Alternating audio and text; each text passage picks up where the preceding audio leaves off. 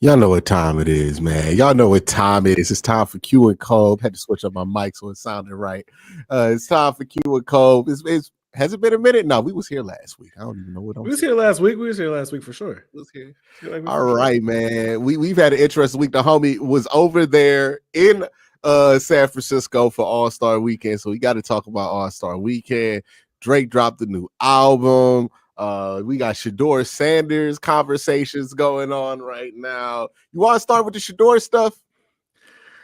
I feel like we have to because something happened today, right? So we definitely got to talk about it, right? Well, what happened today? You know, he said you ain't seen the video. No, I ain't seen the video. What he said? You ain't seen the video? I don't. I'm not on Twitter anymore.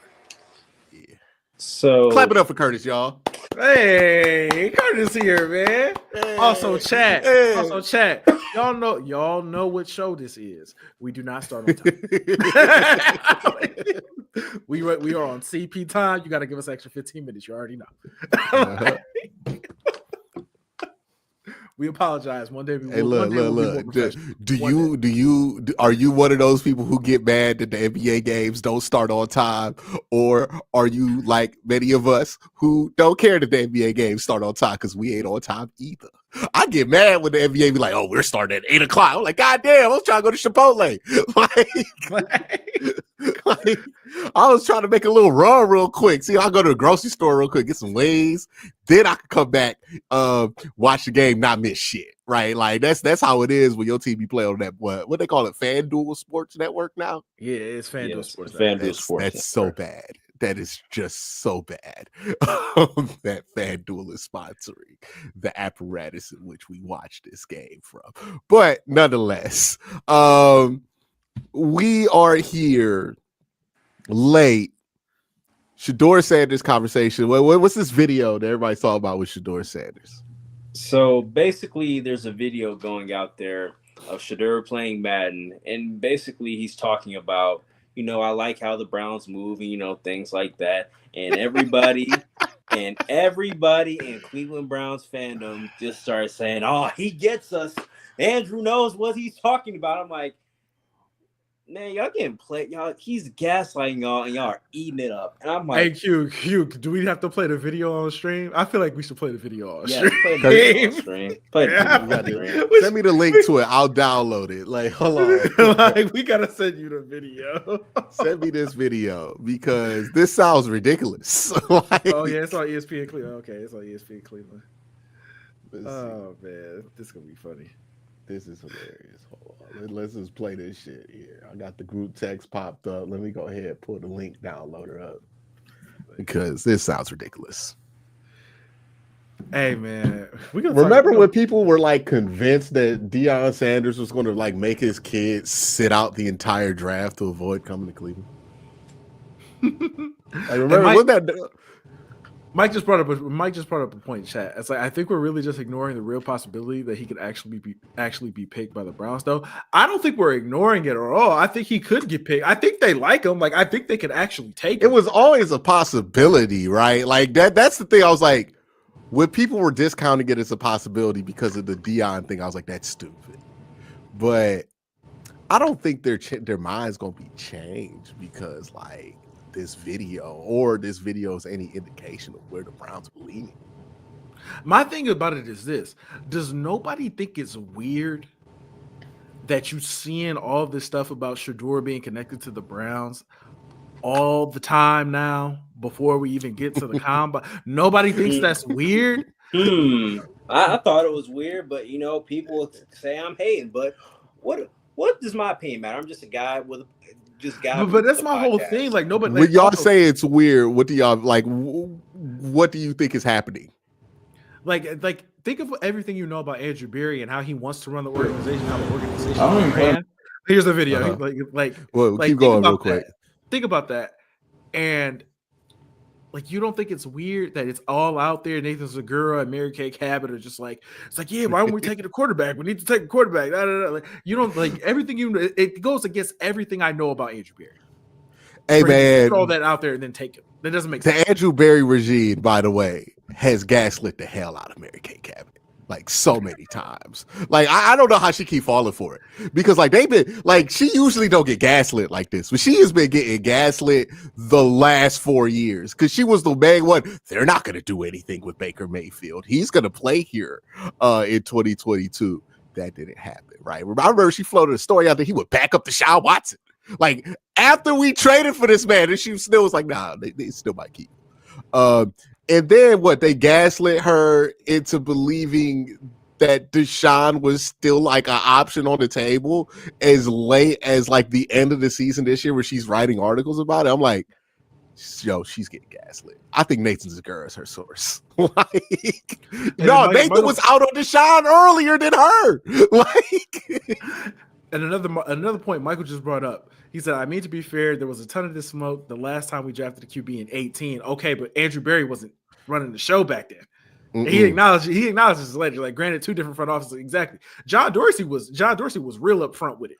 Like, yeah, this is what we do. Yeah, that was a John Dorsey decision. Yes. Yeah, John Dorsey was real up front with it. Andrew Berry does not move like that at all. He does not. At all. Well, even though John Dorsey was real up front with like the Browns were going to draft the quarterback, and it was obvious the Browns were going to draft the quarterback. Yeah, because that was a really good quarterback class. We didn't get the best one or the second best one in that class, but still a really good quarterback class. And the Browns needed a quarterback. You didn't have to do guesswork. It was obvious. It made absolute sense to draft a quarterback. Like the same way we're like, yo, it makes sense to take Abdul Carter at 2 this year, was the same way it made sense to take a quarterback at 1 in 2018. So it's like a completely different scenario. And also, we didn't really know that it was going to be Baker Mayfield. A lot of the smoke was around Josh Allen, which I wish they would have done it in retrospect. If there was ever a time to just be upfront with it and just take who you say you're just going to take every time. But most of the smoke was like, hey, correct me if I'm wrong, but like 2018, most of that was like, the Browns are going to take Josh Allen. Yeah. And then they took Baker Mayfield to surprise people. But everybody knew they were going quarterback because that was the year to go quarterback. But yeah, let's play this video by Shador. It was from Shador's camp. I can play match. You know who I play with. Yeah, I can play with anybody though. He can only play with one team. What team? Brown. Okay. Okay. I like how they getting ready. I like how they move around, bro. That's the only team he can play with. That boy getting ready. Anybody else? It's trash. I like how they move around on there. I like who's in this video with them? I have no idea. I don't know who that is. I don't even think that's important, Q. I'm gonna be real with you. I don't even think that's important. Okay, I thought it was Travis Hunter for a second. I was like, if it's Travis, because I'm looking at this from a super small screen.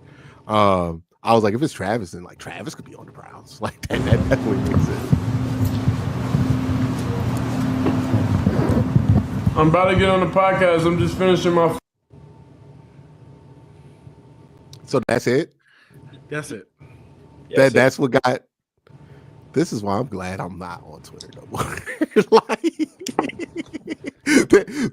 Y'all need to. First of all, I need the larger media apparatus to unsubscribe from Deion Sanders Jr.'s YouTube page, because it's the 3rd time this kind of shit has happened from that fucking YouTube page. So like, if you work in the larger media apparatus, if you write a blog, I need you to unsubscribe. Okay, because everything that man saying these vlogs are getting dissected. And remember when there was a whole controversy because he made a face when somebody mentioned the Browns? Yeah. Mm-hmm. Yeah. Yeah. Shout out to Deion Sanders Jr. Like, at least he getting what's his YouTube page called, so we can aggregate him and credit him for his work. It's Walk On or some shit like that. Let me double check, because I think it's called Well Off Media. Well Off Media, yeah. Well Off Media. Jesus. Shout out to Well Off Media. Because hey man, salute to them though, because they doing what they supposed to do on their side. Hey, look, the Sanders family knows how to get people excited about shit. Like exactly what they're supposed to do. They know how to get the people excited. They got people excited about Jackson State. They made America watch the Celebration Bowl. Like, it was mad. Motherfuckers say hot takes about Deion's red zone offense in the Celebration Bowl. They do what they do. They get you excited about it, right? And I remember, I think I watched the first video he dropped in his draft series where it was like him and Cam Ward. And I was like, oh, I know what this is for. This is going to be so people have shit to write about.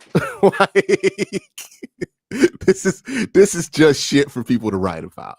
But shout out to them. I'm only about to drop a video on this and get a good, 10K on it. Like, Shameless. Shameless. Oh, yeah. I mean, it's business. You said they're not the only ones who can eat off of this.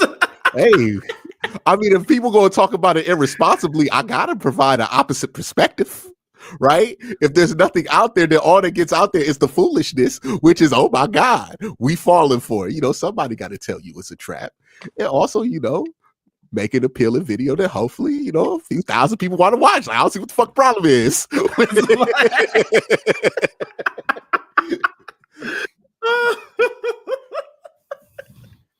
All right.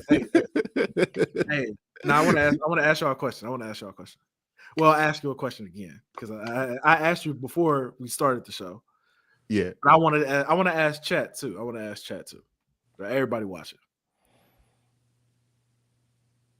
Do you believe Shador Sanders is a better quarterback prospect than Baker Mayfield was when he came out? Unequivocally. Hell no. It's not even close. Like I want Chad to answer. Like I want Chad to answer for 100%. Yeah, Chad. Do you think Shador Sanders is a better quarterback prospect than Baker Mayfield was? Yeah, I'm getting straight no's. Again. Hell no. Hell I no. haven't seen it. I haven't seen a yes. From Gamo right there. I haven't seen a yes yet. I don't know, bro. I want y'all to tell me. That's not helping at all. It's not an I don't know situation, brother. Baker Mayfield won a fucking Heisman Trophy in college. Like I've seen how many responses? How many responses we got? 15? Somebody said, unfortunately, no. Like I see, nah, no, absolutely not, hell no, two hell no's back to back. Hell no, thank you, Domo. Another hell no. Somebody said yes just for the rage bait. Yes, 0 out of 10 rage bait. Thank you. I appreciate the honesty.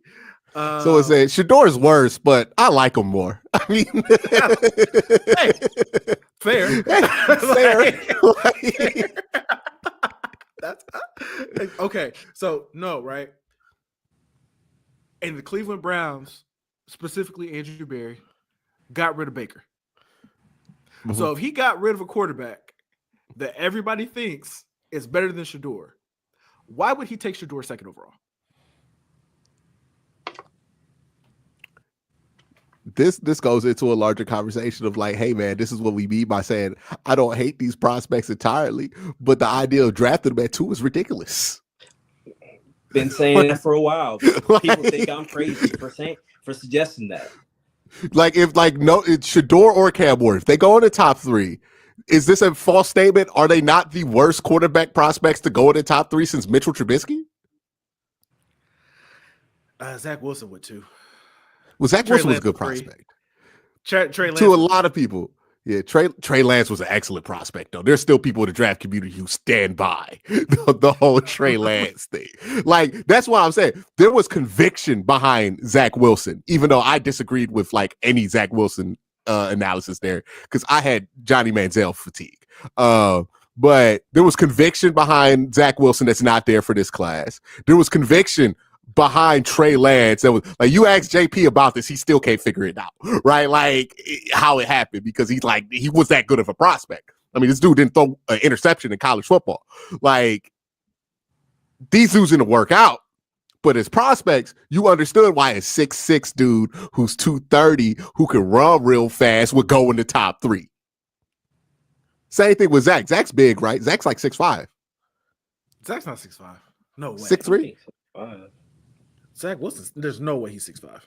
He's like at least 6'2", 6'3". He's 6'2". 6'2". Okay. 6'2". Giant arm. Like, you can understand why it is that Zach goes where he goes. Mitchell Trubisky is the one where I'm like, yeah, I don't understand how he ever went 2 overall.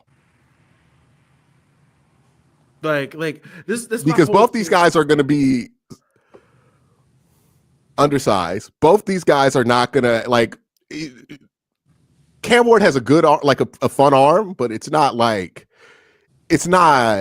He don't be doing shit Anthony Richardson do. Where you're like, God damn, like they didn't make me. Like it's not that great of an arm. In Sheduer, again, like accuracy is really good, but it's like none of these guys give you a clear reason where you're like, oh my God, this is a top 5 pick. And I haven't felt that way about a prospect who went in top 5 since Mitchell Trubisky. Like, even if you look at people in the draft community that I trust, like the Dane Bruglers and everybody like that, if they're just ranking the players, like they just rank the players, 18. like just rank the play. Like I think Sheduer was like 23rd or something like that, like 24th. Bro, I had to click 2 pages on somebody's like big board. I'm like, where's Sheduer at? Damn, like 28, like, bro. And I keep going back to this. If Andrew Berry got rid of Baker Mayfield, who just threw for 4,500 yards and like 40 touchdowns, and maybe even 45 touchdowns to Tampa just now. Because he's like, you know what? That dude isn't good enough for us to win the Super Bowl. Like, he is not good enough. He got rid of that dude. And you think he's going to take a prospect that everybody in here has acknowledged is an inferior quarterback prospect to the dude he just got rid of? You think he going to take him at 2? Yeah, he's in that, like, I think Shador's the best quarterback in this class, but like we got to be honest about the tier of prospect he is. Like this is the same tier that Mac Jones existed in, and like Teddy Bridgewater existed, right? Where it was like, oh, okay, well, you know, I could see him going in the first, but 2, this ain't no number 2 overall quarterback, and like that goes in before we even know like what's this brother gonna weigh in at. I heard some crazy things about what he weighed at Colorado, right? Where he's coming in under 200, like 190-ish. Like, I'm hearing he's going to come in shorter than we expect. This is not great. Like, it just is what it is. And I think people want to manufacture it into something that could be exactly what the Browns want. What? Oh yeah, the PFF has Cam at 19 and Sanders at 47.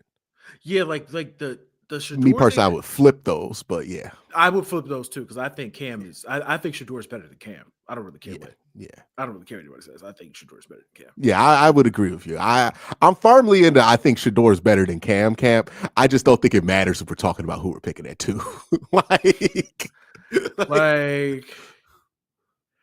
Like I just I don't get it, man.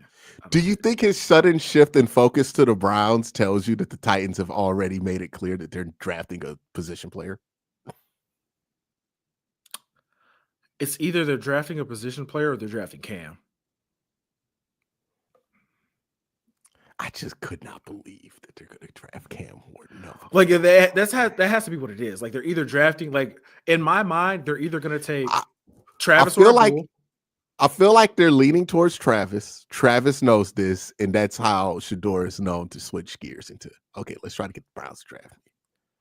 And I think it becomes interesting. Again, I've said this from the jump. Like I've been saying this is like either December or January.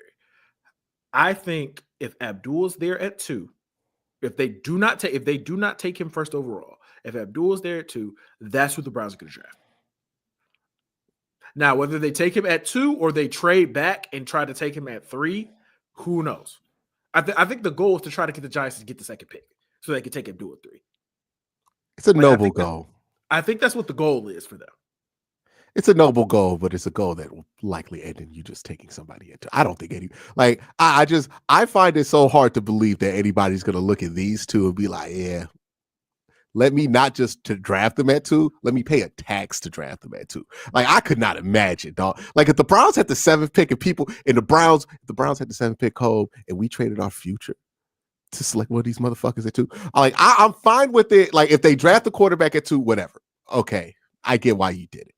But I'm not going to be furious because you didn't ruin the franchise going forward. If you trade a bunch of assets for one of these dudes, dog, I would be furious.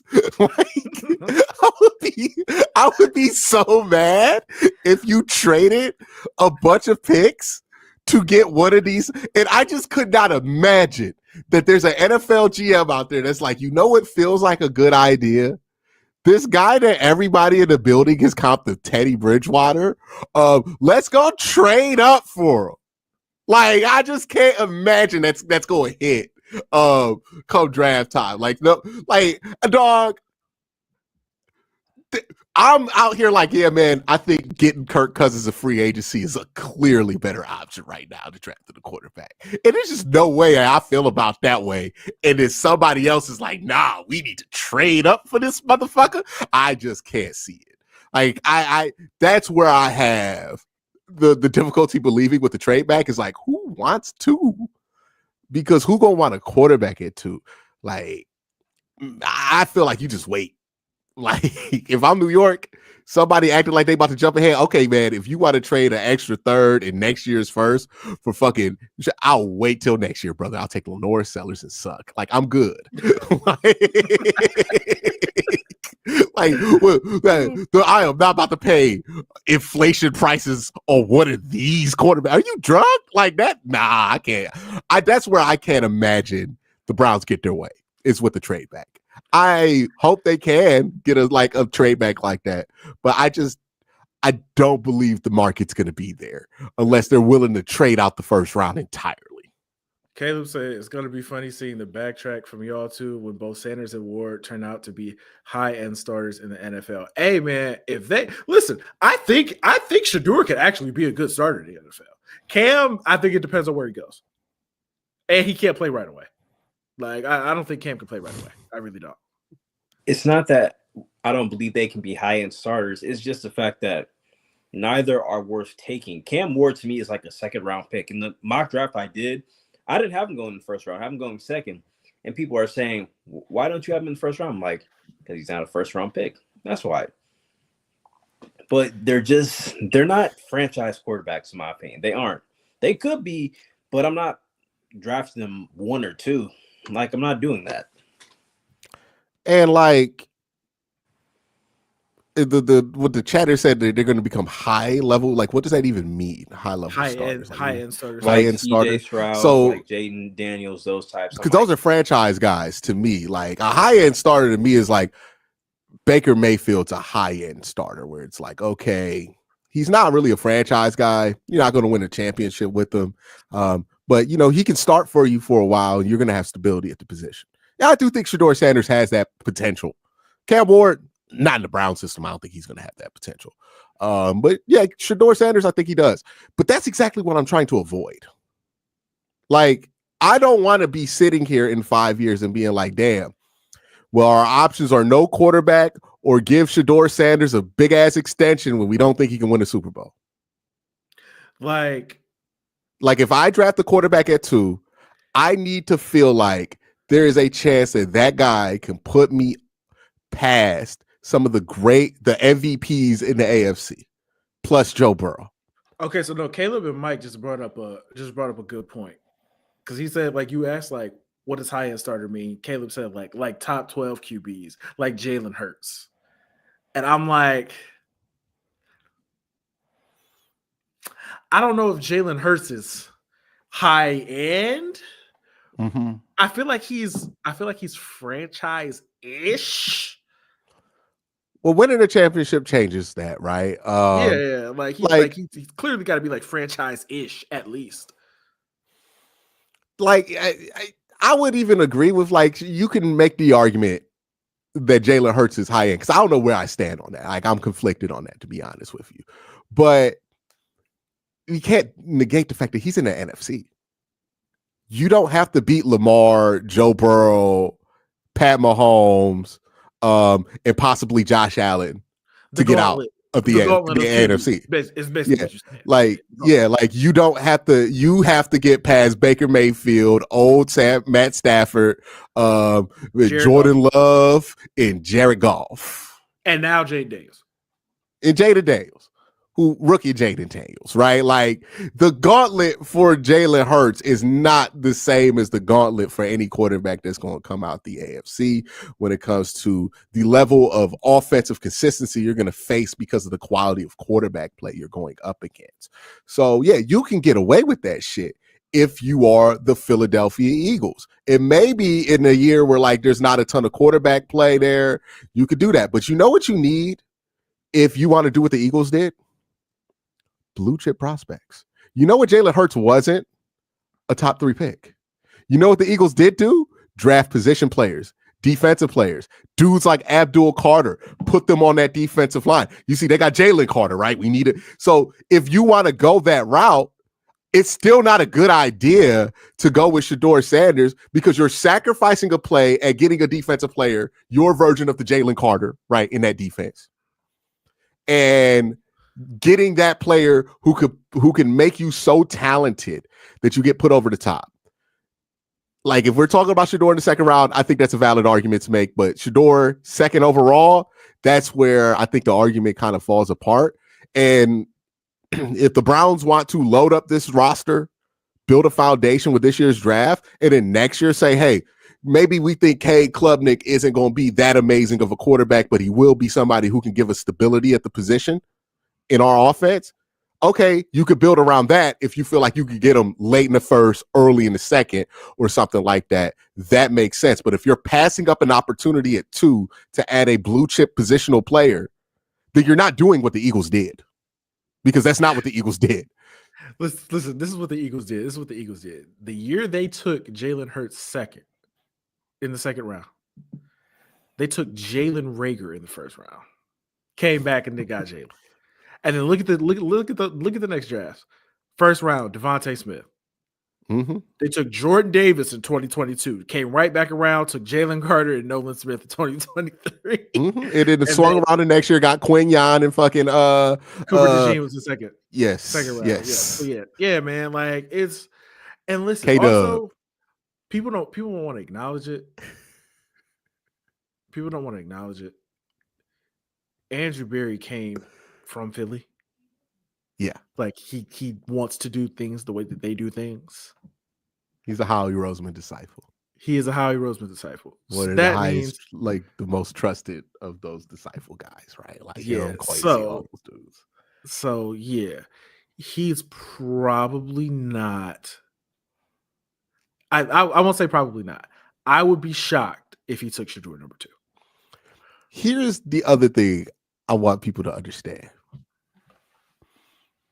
I understand why the rush is when you have a top 3 pick to draft a quarterback. But the teams that draft a quarterback in the top 3 and it works out, these guys are amazing prospects. Right? Like if we look at the teams who are currently having success with their top 3 quarterback and took a quarterback in the top 3, those guys are amazing. Everybody else in the playoffs, right? I think there's let's go through the playoff teams and talk about what teams actually had quarterbacks that are drafted in the top 3. CJ Stroud for the Texans. Pat Mahomes was not in the top 3.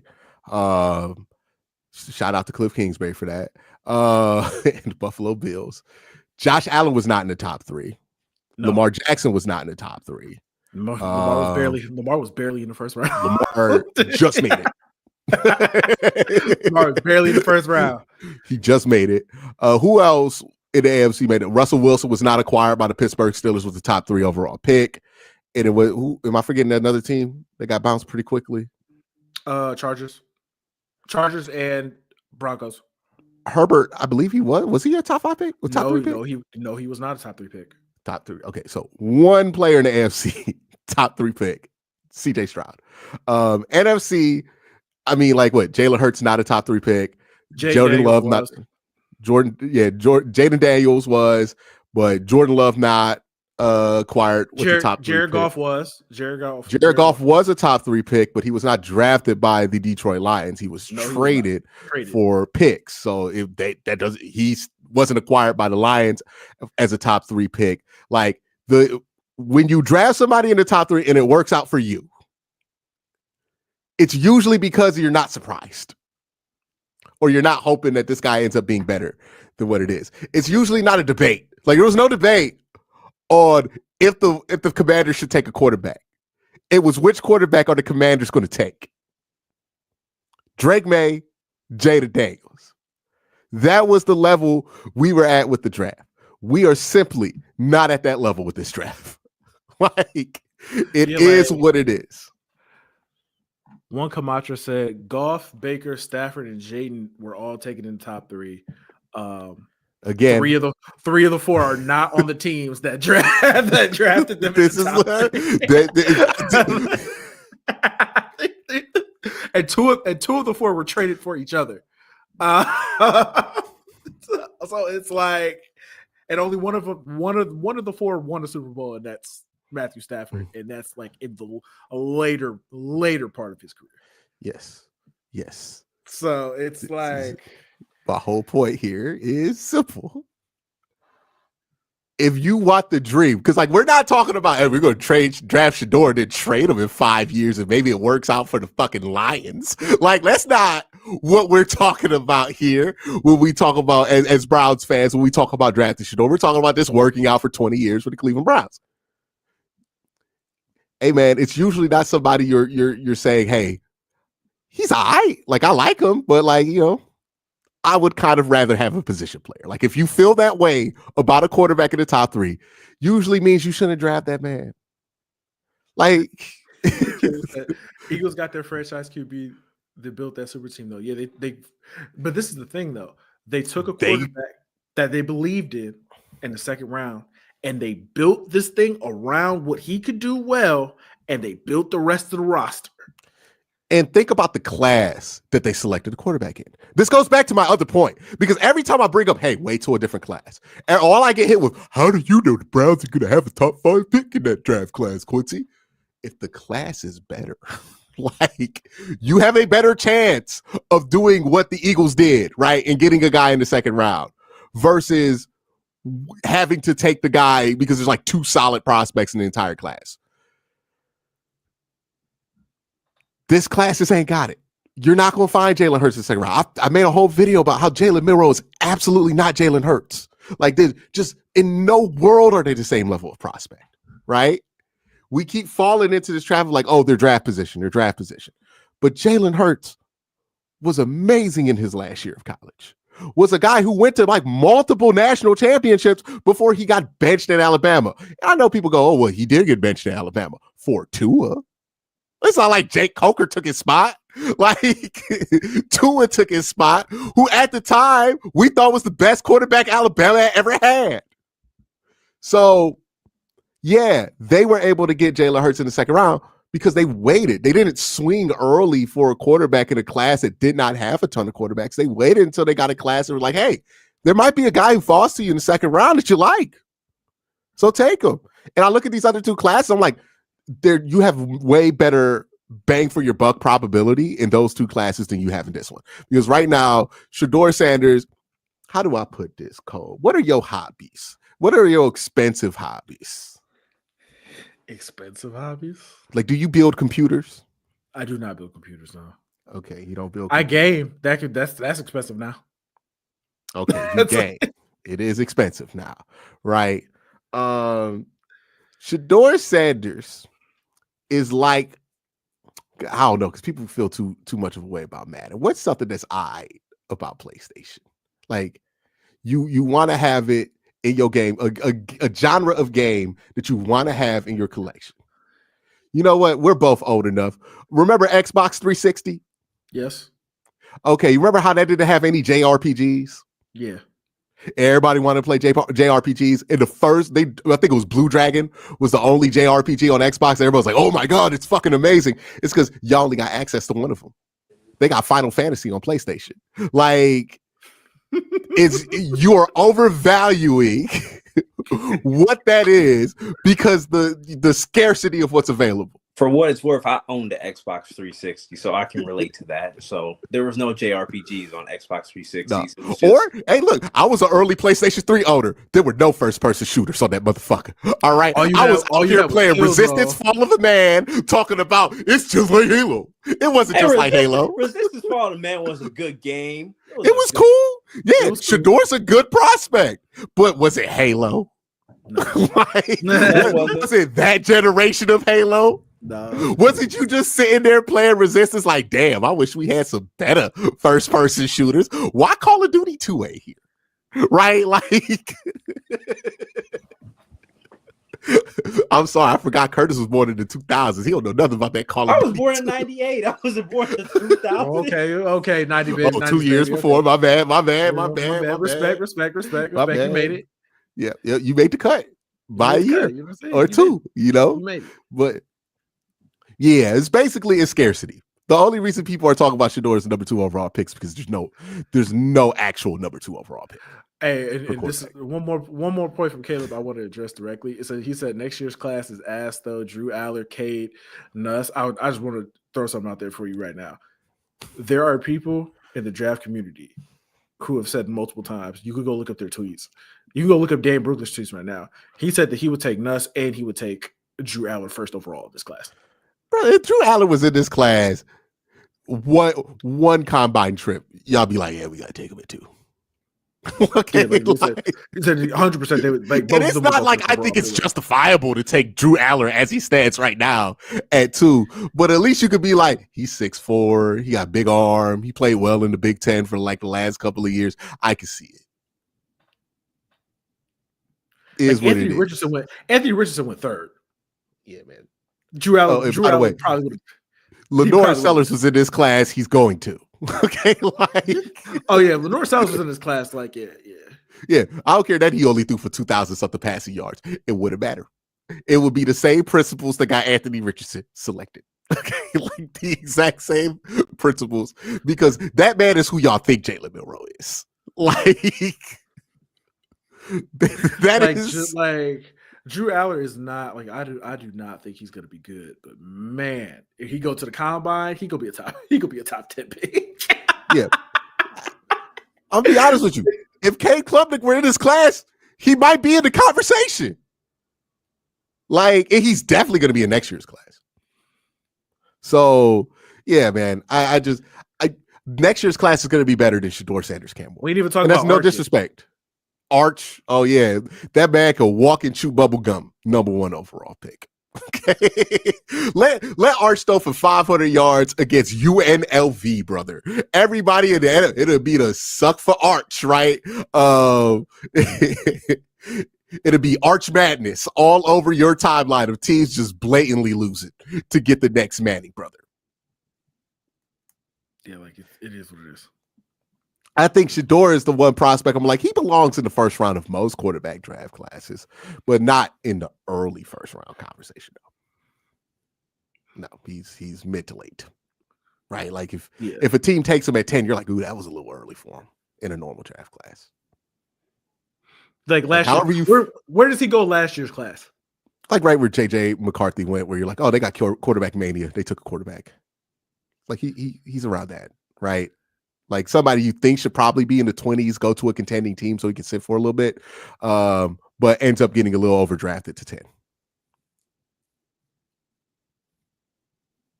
Like he's in that second tier prospect. Not a terrible prospect. Not saying he can't be a starter. I think there's a chance.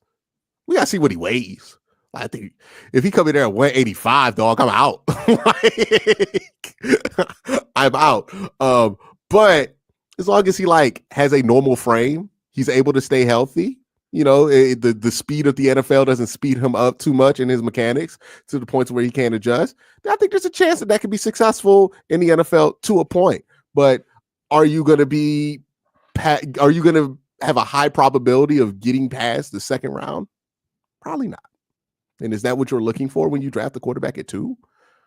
Probably not. And if you're going to go the route of, okay, well, this guy's not going to be better than Pat, or like, I'm not expecting better than Pat, but somebody who's going to be that CJ Stroud level prospect. If you're already compromising on that, cool. Then you also have to accept that that's not a guy you need to take in the first round if that's your strategy. If your strategy is to build the biggest boat so you can crash through all these teams with the best quarterbacks, then you can't do stuff like reach for a quarterback when you have the second overall pick. Those two ideas, I need people to understand, are not compatible. You can't say, let's do what they did with Jalen Hurts, and then also do what they didn't do with Jalen Hurts, which is, hey, when they had top picks, they didn't waste it on quarterback, right? They just say, we're gonna take Jalen Hurts in the second round. Got to do what you got to do. So if y'all want to do what the Eagles did, it includes being a little bit more patient at quarterback. Because what you don't want to do is take Shador and then look at next year's class. You got the 5th overall pick, and you like, damn, I really would have liked to take Lenoris, but I guess we got to take a tackle. That's another thing that I hate. That's another thing that I hate. You could just draft a quarterback. Nobody fucking does that. No one fucking does that. No one does that. And if they did do that, that would be a sign of so much dysfunction that it wouldn't even matter what you did in the draft. It's happened once this millennium. It's happened one time this millennium. Yeah, and the dude that was it was Josh Rosen, right? Josh Rosen, Kyler Murray. Yeah. Only time it's happened. Yeah, that happened because Josh Rosen is a jerk. Right? Like, and he sucks. Like, but even then, Josh Rosen was like 10th. Yeah, 10th pick. Yeah, man. Not 2. 2 is like you gotta stick with 2 for like 3 years if you take it. How long did the Bears stick with Mitchell Trubisky? How long did the Jets stay with Zach Wilson? What, 3 years? Yeah. And then they brought in Aaron Rodgers in an attempt to make him better. Like, yeah, you stuck, bro. You like this idea that you're not going to miss out on at least 2026 if you draft the quarterback. It's far-fetched. Also, this also discounts the idea, like, in order for the Browns to be at that position, Sheduer has to be so mind-boggling bad. Like, there can't be any question. You basically wasted the pick. Sheduer has to be hot ass out the gate, and it never gets better, right? So, like, if that's the case, one, you just massively wasted a golden opportunity at number 2. And 2, everybody fired. Who we even draft this quarterback for? What system are we looking for? We doing that whole shit again. Because you just wasted a number 2 overall pick. Like, if you the fact that people are considering that as a safety net, like, if you think that is even remotely possible with somebody you want to draft at 2, you gotta not do it. Like, it's people say if they don't take a quarterback at 2, they're gonna get fired. Not realizing that most of the time when you draft a rookie quarterback and you play him right away, you're pretty much almost. Why would they get fired if they don't take a quarterback at 2? I don't get that logic, because I think it's easier for them to win more games if they don't take a quarterback at 2. Because when they take a quarterback at 2, we're talking about a guy who's likely not going to play for half the season if things go right. So why would the team be, and if Andrew Berry and Kevin Stefanski get fired, it's going to be because of the win-loss record, right? Right. So why would drafting somebody at 2 who's not going to impact the win-loss record greatly, more than likely in their first year, going to get them fired, not going to get them fired, but drafting a player at 2 who could impact the win-loss record from day one, well, that's going to definitely get them fired. I don't understand how people come to that math. Yeah, I don't get it. And what year did the Eagles draft Jalen Hurts? 2020. Okay, so the 2019 season. Somebody said in the chat, well, how are we going to draft the quarterback if we win 7 games? Right? 7 or 9 games. If we win 10 games, how are we going to draft the quarterback? Let me see something, man. How many games did the Eagles win in 2019? They won 9 games. The fuck you talking about? Like, how many games did the Ravens win before they draft Lamar? Why do we think the only way to get a quarterback is in the top 3, man? This is it's just funny to me, bro. Yeah, I just think it's funny, bro. Like, I just think it's funny.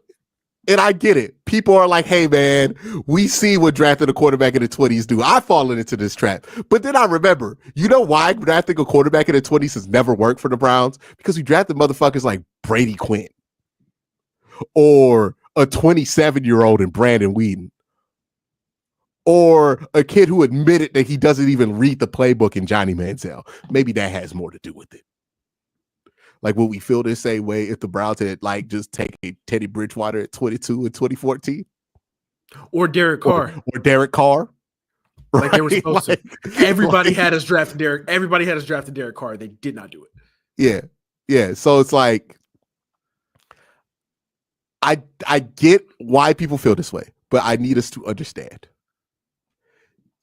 Just because you ain't gonna have a top 3 pick next year, or maybe you do, maybe you don't, that does not mean that solving the quarterback problem next year is not a better option.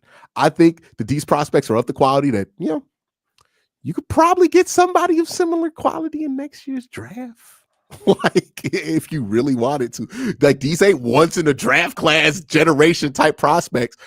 And if they were, I would be banging the table saying the Browns need to draft them. The Browns better draft them, right? We'd both be sitting here saying, yeah, that's just not where we at, bro. We trying to make some shit happen. It ain't happening. Like just is what it is. Lord. Mm-hmm. Now we're talking about Sheduer, man. I can't wait till wait till Cam Ward's pro day. Andrew Berry gonna dap him up. Oh yeah, people gonna talk about that shit. Dude, this is gonna be the silliest of all silly seasons. The Browns, I've been mocking Abdul Carter to the Browns pretty much since the regular season. I will do that until I promise I've been taking him since I found out they got the second pick. Dude, even before that, I was like, we got to get this guy. Like, when the Browns got the second overall pick, I was like, yeah, Abdul Carter. We about to get him. That's dope. Oh, if we don't get him, Travis Hunter. Damn, that's too bad, right? And he's going to be a DB at the combine, so it doesn't seem like he's confused on what he is in the NFL. So I'm glad he shut all of that stuff up about him being a wide receiver. I was like, no, that man is a corner. And he know he a corner. A damn good corner. Okay, a damn good corner. I would argue the best corner prospect in a very long time. Yes. And we see some good ones. We got one on the team. Yeah. Denzel, Sauce, like, what, Derek Stingley was not that Derek long ago.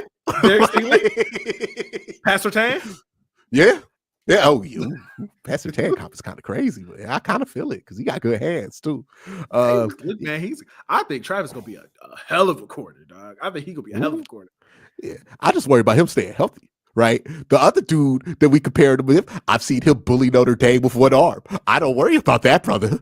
Like, hey, man, can we talk about how people making up that he's undersized? That Abdul Carter's undersized? I got so much pushback when I said this like a month ago. Because I think it was right before Miles dropped the request. I think the video dropped the morning that Miles dropped the request. So it got buried. But I was like, I had like a whole party. I'm like, why are we saying an edge is 6'3", 250 is undersized? Like, I get that that's not like the prototypical size for an edge is like 6'5", 270, but 250 has never been seen as too light to rush the edge. Like, they're reacting to him like he's Barkevious Mingo coming in at like 240 something.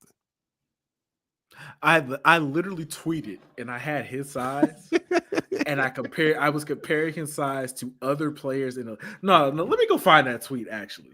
No, it was a lot of players. It was like what, TJ Watt? It was hella players, dog. Hold on. Let me see if I can find it. I want to just read this off for people so they can listen to it. Because I need people to understand just how like ridiculous this is. If Twitter were X, I hate Elon's app now. Yeah, man. Yeah. It's just getting so bad. Yeah. Like, it's getting so bad. But oh yeah, okay, here we go. So Abdul Carter's undersized, right? Quote unquote. So he's 6'3", 251 pounds. His first year playing edge. Yeah. Right? Will Anderson is 6'4", 243 pounds. Had 11 sacks this year. Max Crosby. Whoa. Cole, does he play in a 3-4? He's a 3-4 edge. Tony Grossi told me he Obo Okoronkwo. We only gonna have him down there on third down. Like, yeah, like he can't play rundowns. Like, hold on. Max Crosby, 6'5", 255 pounds, 7.5 sacks. He was hurt this year. TJ Watt, 6'4", 252 pounds. Basically the exact same size as that dude, by the way. I also like I have this question. Hey man, edge one of them positions where I really don't mind if you're not tall. like, especially if you could bend. Myles Garrett is hard to get a hand on, but he is 6'6", and he could bend and all of that. But like at the end of the day, he could only fold up into such small of a box to hit if you were an offensive lineman moving backwards. You know how much harder it is when that dude's a little bit smaller? And then a little bit quicker? Like, it might not be a bad thing. It might not be a bad thing. Maybe he's a tough target, right? Like, it's like, maybe you don't want to edge is like 7 foot tall, right? For those exact reasons. Because no, he's not going to get a ton of PBUs, but what he's going to be able to do is run under every tackle that the NFL could throw at him. And like, have they watched this dude play? This is my whole thing, bro. Like, have you watched Abdul Carter play football? Maybe that's what we need to do the film study on here. like we just need to play tapes. Like, look at this. I think I know the tweet. I think you were replying to, should we say the name? Sure. Mac the Buffalo. Yeah. And I remember reading the reply. You guys were in an argument, my bad, about level of competition or something. Like he had mentioned it, like, oh, Mike Green's a better prospect because he's not even that much bigger, to be honest. Because they're Mike Green's like the same 260. size. The point he was making is that like he's more of a prototypical build, right? No. The point he was making was you can get another edge like Abdul Carter later, and I was like, there's two things wrong with what you're saying. First and foremost, Mike Green is going in the first round. Like, he's not getting past Atlanta. Lock. Yeah, he's a first round lock. So if they don't get Abdul, if they don't take Abdul, they're not getting him either. Like, my people in Atlanta are like, we're at the Senior Bowl. I was hanging out with them because most people I know cover the Falcons. And my man Trey was like, well, the dream of getting Mike Green in the first round for the Falcons is dead. like he's going high in the first He's round. not gonna be there at 33. No, yeah, he's not gonna be there. So if you don't take Abdul, you're not getting Mike Green either. And second thing, bro, why we acting like he ain't playing at Marshall? That was it. He was tweeting this stuff like he was at Marshall. He's like, bro, he played at Marshall. And then he was like, well, Abdul played a weak Big Ten schedule. And I was like, that's a crazy thing to say. Like, when the other dude played in the Sun Belt, which is the second worst conference in college football as far as level of competition is concerned. No disrespect to the Sun Belt. I love the Sun Belt. I watch a lot of Sun Belt games. But I do watch a lot of Sun Belt games, Cole. I know it ain't that great competition. Like, it's not that different from the FCS. And that matters, one. And two, hey man, Maryland is so much better than every team in the Sun Belt, dog. Like, Rutgers would smack every team in the Sun Belt. So like, comparing those two is crazy. And then like, hey man, Abdul Carter played like 3 playoff games, right? Or 2 playoff games? Played 2 playoff games. Yes. So he's played against the best competition. He's played Ohio State, Oregon, Notre Dame. You could throw Boise State in there if you want to. Was whooping ass too every single game with one arm, right? One arm was SMU. Notre Dame. No, SMU. He played against SMU. Yeah, he did. Yeah. So like, how is that even a concern with that? I saw this man go toe-to-toe with like Donovan Jackson and Josh Connerly Jr. and the best tackles in this class. And like, we're like, oh no. And he doesn't just have 1 year of tape, Cole. He went up against Josh Simmons last year, dog. Like, he's been good since his freshman year. He was just playing a completely different position. Also, he was using the Mike Green's game against Ohio State as like the point of like, look what he did against. He had a great game, I thought, individually against Ohio State. Watch. I watched that game. He was not great when that game was close. I'm sorry. Mike Green was all right when the game was close. He missed a lot of run stops. But when that game was like over with, yeah, he made a couple plays. But go look at them rush lanes that Quinshon and Travion were able to run at directly at Mike Green. He did not play excellent or in that game at all, especially when it was close. He got some cleanup though in the second half. I will say this though. Watch Abdul against Ohio State against Donovan Jackson. Watch that. Watch that second half. Watch that. That game was close the entire time too. Watch what he was doing. Yeah. Yeah. And look, Donovan got him for the first half, right? Donovan had him a little bit in the first half. Like Abdul was having a problem dealing with that strength. And in the second half, he figured it out. And that's why I want to draft that man at 2. Okay. One game. He dealt with a problem he was not encountered with. This man is 320 pounds. He is much stronger than me. And you know what? It got him for the first half. But then he figured it out in the second. And when he figured it out, Donovan was out here just like the whole rest of the game. Just backing up. Like, damn. Nah, man. Come on. Why are we acting like Abdul is not a special? And here's the thing, Cole. This man got sacks of CJ Stroud in his career. Like, as a freshman, he got CJ Stroud on his belt. He got Kyle McCord on his belt. I saw him get a pass breakup on Marvin Harrison Jr. Bro, he's insane. He's insane. Bro, I've seen him get interceptions. What are we talking about? Like, what are we talking about, dog? If you draft Abdul Carter, your defensive coordinator's like he's small, fire that motherfucker. Like, just straight up fire him. And you know what? I'm going to stand up for Abdul here because I don't think he's as small as people think he is. I say this as somebody who's a part of the committee. That brother got a big head, like a giant noggin. And as somebody who who has a giant noggin, I understand that makes people think that you are lighter than what you are because that noggin throw out that perception. And you ever look at Abdul Carter head compared to the rest of his body? Google it right now. Abdul Carter helmet off. Like, this is such a strange. Look, man, this is how deep in the weeds I am. Okay, like, because I've watched so much, I'm like, his head is giant. And then I Googled it, I'm like, he might not even be as small as we think he is.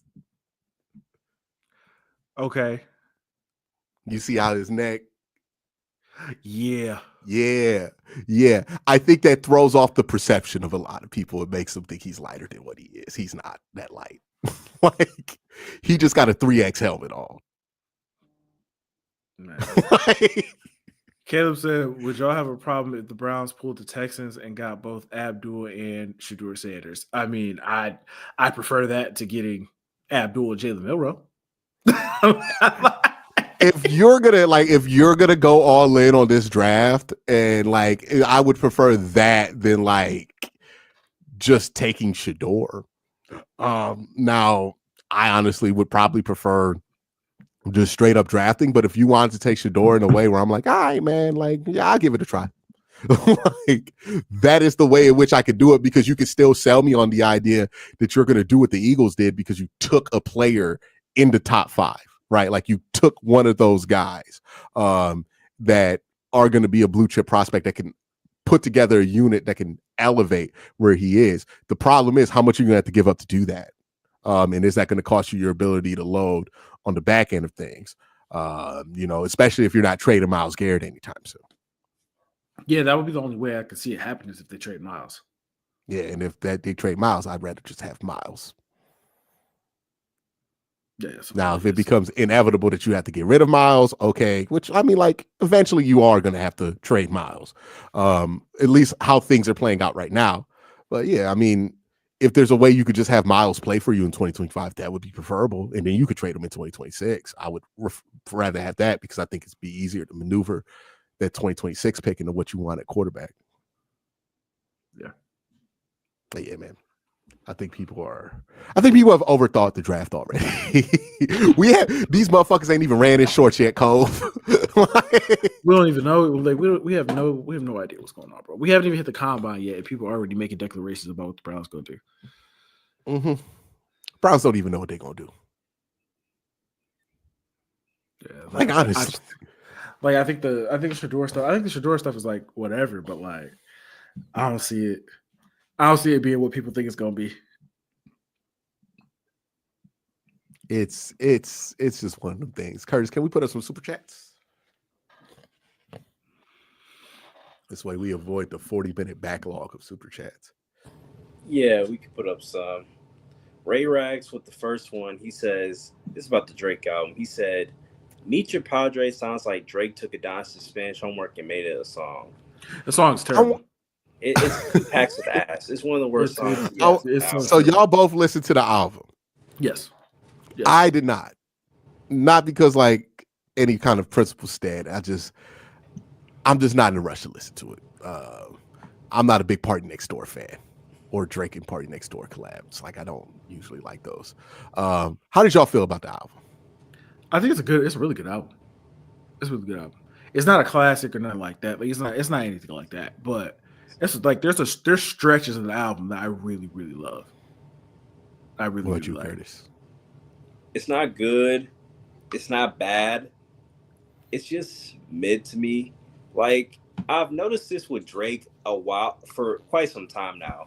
He's like the LaMelo Ball of rapping right now. He's putting up 20 plus songs and it's on bad efficiency. Like these songs are so hit or miss to me. It's like one song I'm listening to, I'm like, okay, I can rock with it. And the other song, I'm like, what the hell is this? It's like it's been that way for quite some time. He's only concerned about putting out these long albums and not focused on the quality of music.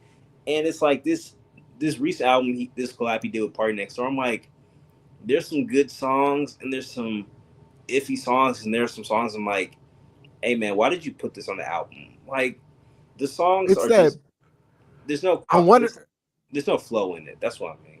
Yeah, I wonder how much of that is like a modern industry trend versus like just the Drake thing. Cause I know like a lot of people put out these like long ass albums, like basically playlists. They don't really have cohesion anymore. Somebody said the album is dog shit. I'm like, damn, bro. Like people gonna be radicalized against Drake forever. But yeah, I mean, like, I heard the Joe Budden diss, right? Is that the "Give Me a Hug" or "Let Me Get a Hug" song? Hey, that Aaron Hall sample is crazy. Yeah, the Aaron Hall sample production is crazy on that. That got me. I'm sorry. That was the one I heard. I'm like, I got to get the instrumental of this for sure. Like I bumped the instrumental of that. That shit. Small time fame, the best beat on that project. Yeah, but like for the Meet Your Padre song, I just want to read off a couple lyrics. Mi amor, I'm not one that you can't ignore. I want your phone numero, por favor. I see your body is like Coca-Cola. I'm like, what the fuck is this dude? Nah, that shit sound like a 10th grade Spanish project. Like this shit. I'm not gonna lie, that song sucks. Like I don't like that song at all. I don't like Meet Your Padre at all. Meet the Padres. Meet Your Padre. Meet your Padre. I skip which is it every even time. Weirder. Yeah. I skip it every time it comes up. Yeah. Let me see. Anything else I heard? Do y'all like Drake singing? Like, I know we say we like Drake with melodies. I think Drake sounds good when other people sing the melodies, like that can actually like really carry the melody, or he has a sample in there that could carry a melody. I don't think I've heard Drake sing where I'm like, man, Drake really carried that tune. Like he really killed that bridge. Like when we say we like Drake with the melodies, are we saying we like how he flows over slower beats, or is it like him as actual R&B? Because like I've been listening to like what Leon Thomas dropped the album, I think this year. He dropped a really good album in 2023 as well. Like I think his best R&B album we've gotten in a long time. Yeah, and I'm like, that's R&B. When I listen, I'm like, okay, it's R&B. When I listen to Dre, I'm like, I don't know what this is, but this ain't R&B to me, right? And is that the kind of vibe it is? Is it like in that weird Weekend zone where you really need somebody to be able to sing like the Weekend to be able to pull it off, or is it in a different lane than that? It's like he can't sing. You know what I'm saying? Like, you know who can sing, who can actually like sing. Like the Weeknd. He can't. Nobody's expecting Drake to sing, right? He can't sing. You know what I'm saying? You know what I'm saying? He can't do that. He can't do that. But I think it's unfair. I don't think it's unfair. I think it's unfair to have that kind of expectation for him. Yeah, absolutely. He's not Luther. But he can hold a tune enough he can make these songs sound good. You feel what When I'm has he though? What songs? saying? Small I'm Time trying to Fame for think. sure. Small Time Fame for sure. I'm like But in his entire catalog. I mean, like he's had Marvin's Room and like all these different He's things not like really that. singing in Marvin's Room though. So he's just holding the tune, bro. He just make it. Hey, listen, he get the job done. He get the job done. That's all. I don't know. Like half the time it don't get the job done unless he put it like cameras. I'm like, nah, I really like the John B sample where John B sings the entire bridge. That's That's another thing. That's another thing that he does really well. He makes sure he gets right samples on these R&B records. Yeah, that's what I'm saying with Drake, where it's like, is it Drake singing or is it the production choices that make Drake feel like he can sing better? Because like I don't even know. Because like remember Practice? That motherfucker was not in tune for Practice at all. Hey, listen, but it was a banger though. Yeah, because he basically just did back that ass up. 0.5 speed. It was banger though. It was banger. I don't know, but yeah, that's something I've like revisited with Drake, where I'm like, well, Just Hold On and Coming Home is probably the closest he's come to like straight up singing in the song. Even though I'm like, Majid Jordan did the bridge on that though. Yeah, that's probably close. Yeah, that's probably right though. Someone in the comments said he's the Ryan Day of making music. That's kind of true. Please respect my head coach because I felt like that was disrespectful. That feels disrespectful too. Please respect my head coach. I mean, it kind of makes sense.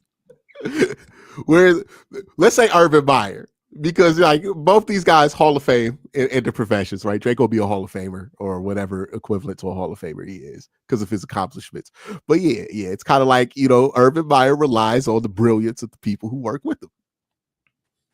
Drake, he knows how to flow with them. He knows how to find the talent. He knows how to do all of these things. But I think Drake benefits a lot from that. Not saying that he doesn't have skills that help him find these guys in the first place. I mean, the low point of the album to me was Party. I have never been a fan of how Party sings. Party can't sing. Yeah. And they do that dumb, like they do that shit where it sounds like he's singing in the goddamn bathroom. I hate that R&B. I hate when it sounds like your vocals were exclusively done in this echoey ass bathroom. Just fucking sing, you scared mother. Like just sing that shit, okay? If you can't, then don't do R&B. Just don't do it. Like, Deeper's a really good song on there from Party. And what other song did I like? There's another song I really like. I don't know why I'm blanking on the name when I'm on here. Let me see. It's When He's Gone. When He's Gone. Yeah. That was Party's best performance to me on When He's Gone. And then Nokia is fire. I like that song. That has value. Nokia is fire. That's fire. It's kind of just like, I think this is, I give it like an 8. 8. So it's kind of like where Drake's projects have been sitting for like the last 3 years. Yes, 7, 8, somewhere in there. I'll see how it ages, and then I'll go from there. Probably I like it. Age that well. It's a Drake project. Like it's a late Drake project. Like these things don't have a great track record. Like I haven't gone back and listened to Honestly Nevermind. Oh, hey Curtis, did you like Pimmy's Dilemma? Hey, that hits. That hits. Yeah, that hit. I was like, oh yeah, she got one. I was like, she got one. Let me see what the music like. It's this year's Yebba's Heartbreak. Yeah. Okay. That was it. Like, ooh, that was like, yeah, Pimmy got one. I like that one. All right.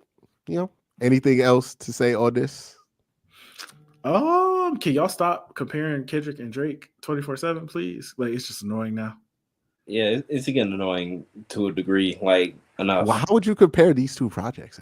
They're completely two completely different kinds of projects. It doesn't even make sense. Yeah, like this ain't even in the same lane as what Kendrick it's not was even trying to do. so Isaiah was like, it ain't.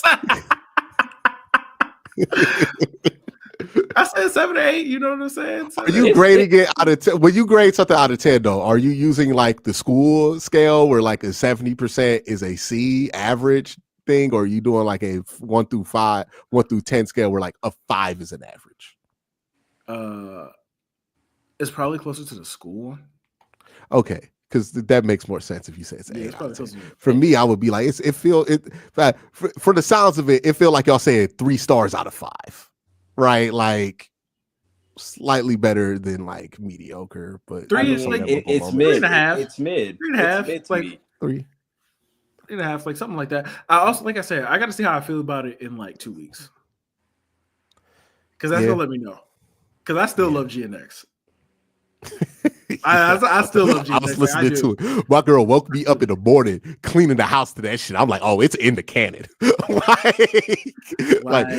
Is Black Wake Up Clean the House music? Like it's GNX. Like there's songs like over time that I like more than the songs that I liked when it first came out. Yeah, like Peekaboo. I hated that shit when it first came out. I love Peekaboo. I love Peekaboo from the beginning. I still love it. I'm like, what the fuck is he doing on this track? But now I'm like, nah, that might be one of my favorite bars of the song. You know, big bop, boom, boom, bam. Type of shit I'm on, you wouldn't understand. It's hard, bro. Like that album is hard. I'm sorry. I'm like, yeah, he did that shit, man. Like, Man in the Garden. Like I listen to Man in the Garden. Like, yeah, just that bruh. You sit on you it's that shit. You accomplish something, and then you listen to that song, you angrily just sit there like, yeah, I deserve it. Like, I deserve it. Oh, what the fuck made you think you deserve the greatest of all time? Like, I was like, no, he was talking on that one. Bro. Yeah, look, I understood. That was the one LeBron did a whole fucking concert at his birthday party, right? Yeah, he's like, I deserve it. Oh. I was like, yeah. I was like, you get a raise. You gotta say all like that too. You gotta say, I deserve it. Oh, have y'all ever seen this meme? I don't know if it's popular, but I'm like, I've seen it on social media where like people are like, yeah, I made like $10 and then I stood on my balcony and played Big Rich Town, the power theme. I'm like, I accomplished one thing in the day, and I stand on that fucking balcony and I go, yeah, I deserve it all. Like, hey, Dumbo said, "Man in the Garden is like Fear from Damn for me." Yeah. Hey, Fear, the best Kendrick song ever. That is the best Kendrick Lamar song ever made. Fear's amazing, especially like like it's just like lyrically, melodically, and then like thematically, like what he accomplishes in that song. Yeah, it's so layered. It's funny because I don't think he likes Damn at all. But that's a classic to me. If he hates, yeah, Damn, I don't know. Because he don't ever go back to them deep cuts on Damn, right? Like he'll do DNA, he'll do like the super popular Damn song. He'll do Humble and like DNA, yeah, and all of but that. he don't ever do like XXX, like you know, like some of the less. XXX is hard. I'm like, hey man, Kendrick got some. He got some fire songs. Yeah, I mean, why the fuck you think you deserve the greatest of all time? He got some fire in the catalog, bro. You can't sleep on that. Yes. Fire in the catalog, though. I mean, all of Mr. Morale. Just I can't even say that. Like Purple Hearts. I'm about to say, don't please. Purple Hearts is terrible. We trying to keep it positive on here. Hey man, I think he's more positive to count me out. That's one of my favorite Kendrick songs. You know how I feel about Mr. Morale. Savior. Hey. You know how I feel about. You can't admit that had some highs. I hate that album. It must have let you down. See, I didn't listen to that album at like. I wasn't one of these people like waiting for Kendrick to come back for 5 years, or like I wasn't dying to listen to it when it came out. So like when I listened to it, I was ready for it, and I feel like that made it easier for me to enjoy. But I could understand if you waited for like ever after Damn, and then he came back with that. Yeah, it would be a problem. Bro, everybody tells me I'm wrong for hating Mr. Morale, and I'm just like, nah, man. I feel like I'm right. All of you are wrong. I don't think you're wrong. I don't think you're wrong. I don't think anybody can be right or wrong about something like that. But I do think it's like, I don't know. Do you think it's the context of that album that pisses you off the most, or is it like the actual album? Because like I don't know, songs bro. are I don't know what it was, because like I've been a fan since Section 80. Like Section 80 is up there for me because that was the first time I heard him. Like I listened to his music. And I was just like, man, it's something about this album that is not clicking for me. Because I remember I have the CD of Good Kid, Mad City. I used to play it in the truck I had in high school, going to and coming back from school. I used to play that album every single day. That and the Cool by Lupe Fiasco. I used to play You remember all the how time. when MP3 players had the A and B functionality, so you could like set a point and then hit B? I remember like I used to, when I walked home from school, I used to time that up for Good Kid, Mad City because I hated the Dr. Dre part of that song. Like where it switches to that super West Coast one. Like, yeah, I hated that part, but I love the first part of it. And well, no, is that the first or second part? It's the first part. It's the song starts out. Yeah. It's first so I will like do the A-B loop to be able to like have it on a loop because the song was like 10 minutes. Sing About Me Too was like a 10-minute song. I'm like, yeah, I'm about to listen to this 3 times. Ooh, Sing About Me is crazy. Sing About Me is crazy. It's amazing walking music. Like see, that's why I think that's why I don't like Mr. Morale, because like all his other albums got something that like got songs that like really hit for me. And even like I can listen to the entire album all the way through. Like I can listen to Pimp a Butterfly all the way through. You know, all the way through. Good Kid all the way through. Section 80 all the way through. This is my hot take. This is my hot take. I think Pimp a Butterfly is the one I revisit the least. Other than All Right. All Right, yeah. I think like, that's fair. All Right gets played all the time. It will forever. But like, I have like 4 or 5 songs on Mr. Morale where I'm like, I love coming back to these songs. Like Count Me Out, not Sing About Me. See, y'all got me confused. Count Me Out, Savior Interlude, Rich Phone, was it Broke Phone, Rich Phone? What's it called? You know, I don't know. Because I can't, you got to get into the flow of it, but I'm not trying to curse on YouTube. Let me see if I can. Rich Spirit. It's definitely called Rich Spirit. Rich Spirit. And then the one with Sanfa in it. I love that song. Just the one with Sanfa in it? Yeah. Father Time. Yeah. Father Time. Yeah. Those are like, I always come back to those 5. And it was double disc and I didn't like it either. See, man.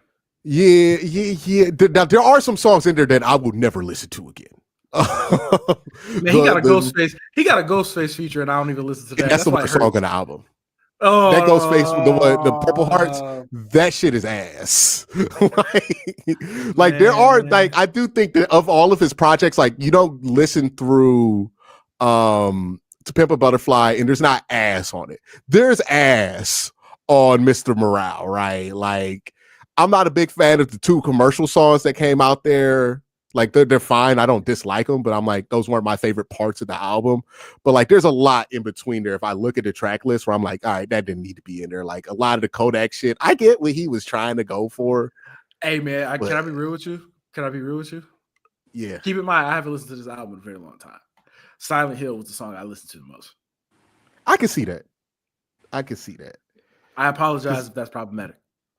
No. The problematic shit with Kodak isn't that he's featured in the album as an artist.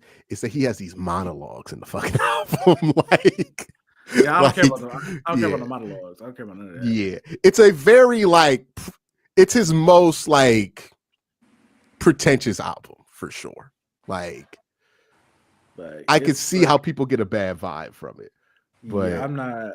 I do think the highs on Mr. Morale are some of the highest and the most emotional highs that I've had listening to music in quite some time. Nah, see, I can't. Plus, the song with one of my favorite rappers on it is ass, so I can't even. Yeah, Purple Hearts is garbage. Die Hard, I don't remember that one. Crown, skip it all the time.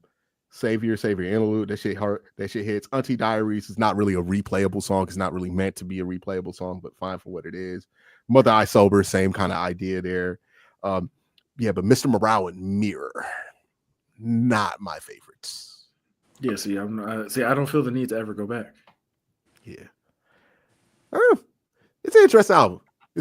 I think I listened to it out of sequence, so I think that also matters too. But I'm gonna have to play Ghostface, and if I go to the gym, I'm gonna have to play Ghostface now.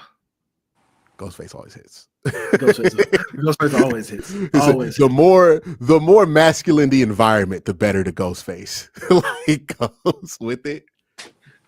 Chris said "We Cry Together" is on my playlist. Come on, brother. What are we doing? Also, Joe said we bumping "We Cry Together" in the car. You are insane. Insane. Hey, brother, you need therapy. Okay? Never passing y'all the ox. Never passing y'all the ox. Oh my god.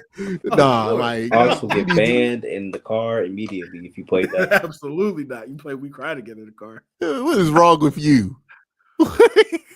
What are y'all going through? I was at my homeboy birthday party, and it was one of the things where you could get on like the Spotify and add a jam to it. Somebody played like not one of them turned up J. Cole songs, but one of them retrospective J. Cole songs. I'm like, who the fuck did this? What? I'm trying to have a good time, bro. I hear J. Cole. Like, I'm not trying to hear J. Cole at the function. The fuck are you doing? What you trying to do? You trying to lecture me at a party? Like through the PA system? Hey, no, fuck that. Put Future on. I put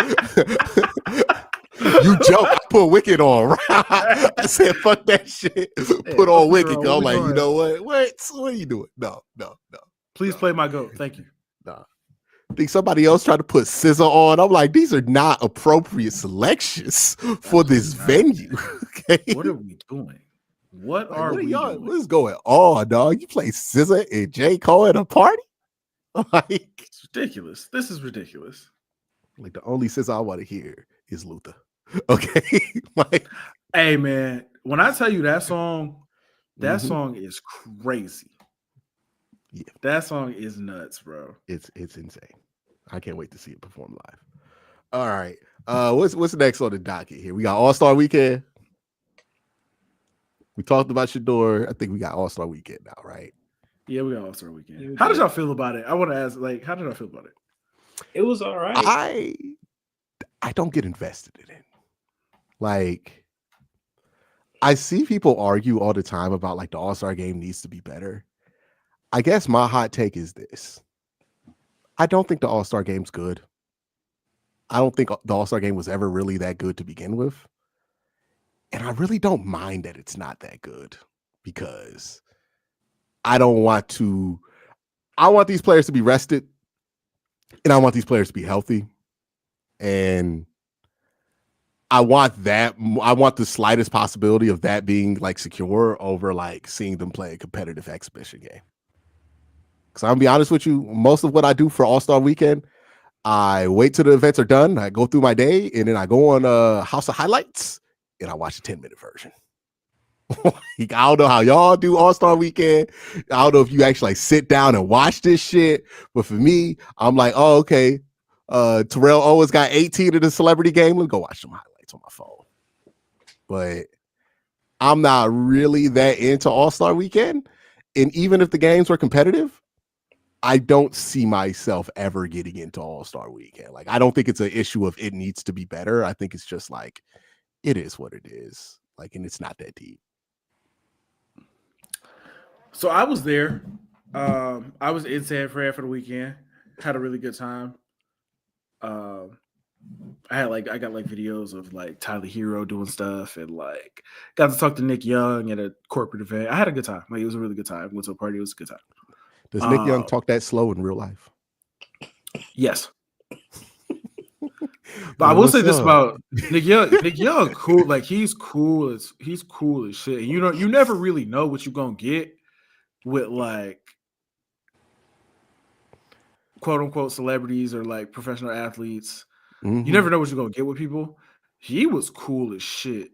Like, he was he's a good dude. He's a really good dude. He was cool.